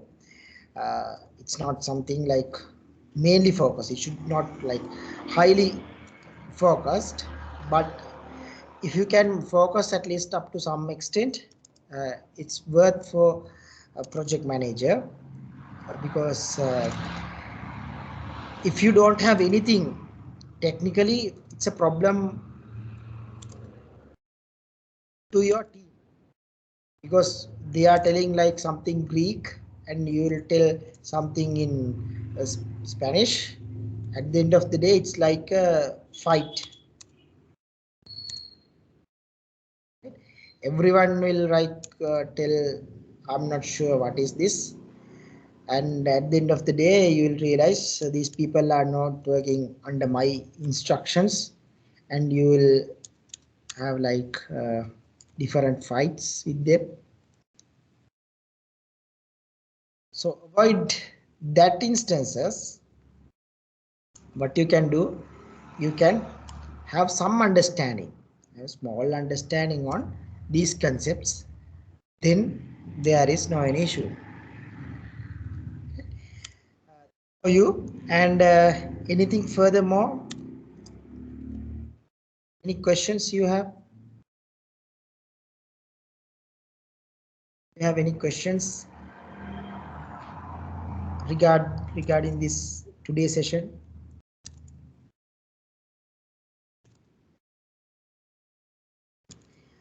Last week I have shared one case study, and I have asked from you to complete the case study. Sometimes due to some reason you might unable to do that work, but somehow I have shared that question with you, so please make sure to answer that case study. And today I'm going to share the case study number 2 with you now. We'll spend another 10 minutes around, not too much, 15 minutes, 10 to 15 minutes. Then what you can do, you can write the answers in the same document that I have shared today. Then if you are having any question in there, I can support, because I told it's like a skill, right? It's like a art. It's not a skill that we can pump to you. So it's a skill. This skill can gain by this doing more and more work. So that's why I'm telling, do more and more case studies, then you can understand further. Once you completed these activities, we will take some time and discuss about these things, because without joining to the discussion, it's like talking continuously, no point. It might be boring for you too, because you should do some work, then only I can support you. That's what I'm telling. So please check in the chat. I have shared the number 2.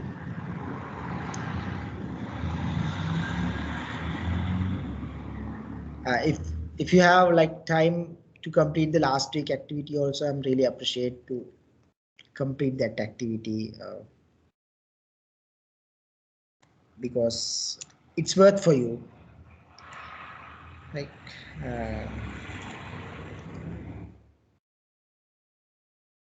have you received that document?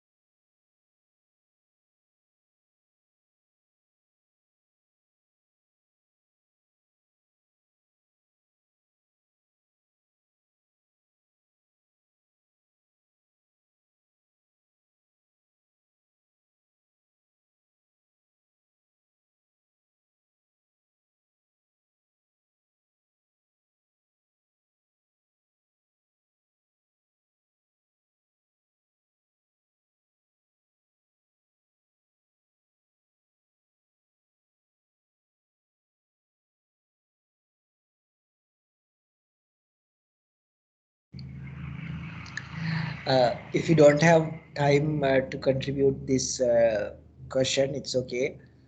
You can take time and share your answers. Please make sure to uh, work as a team. I'm not telling it's individual work.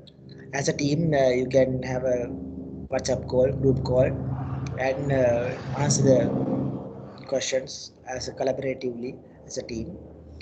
So thank you for today session, sitting with me to 4 hours. I know it's really hard to stay 4 hours in a lecture. Even as per my experience, like 15 minutes only a student will stay stable. Then after they'll like, yeah, their mind is running here and there. That's normal situation. But please make sure to go through the additional resources too, and you can understand more and grab these information to your life. That's the story for today. uh, Hard to get give questions regarding today session, but definitely it's a question for your life, right? Always answer these questions. Once it comes to a problem, then you will give answers in a scientific way than just random answers. And thank you. If you have any questions, you can ask, or then unless we'll leave for today.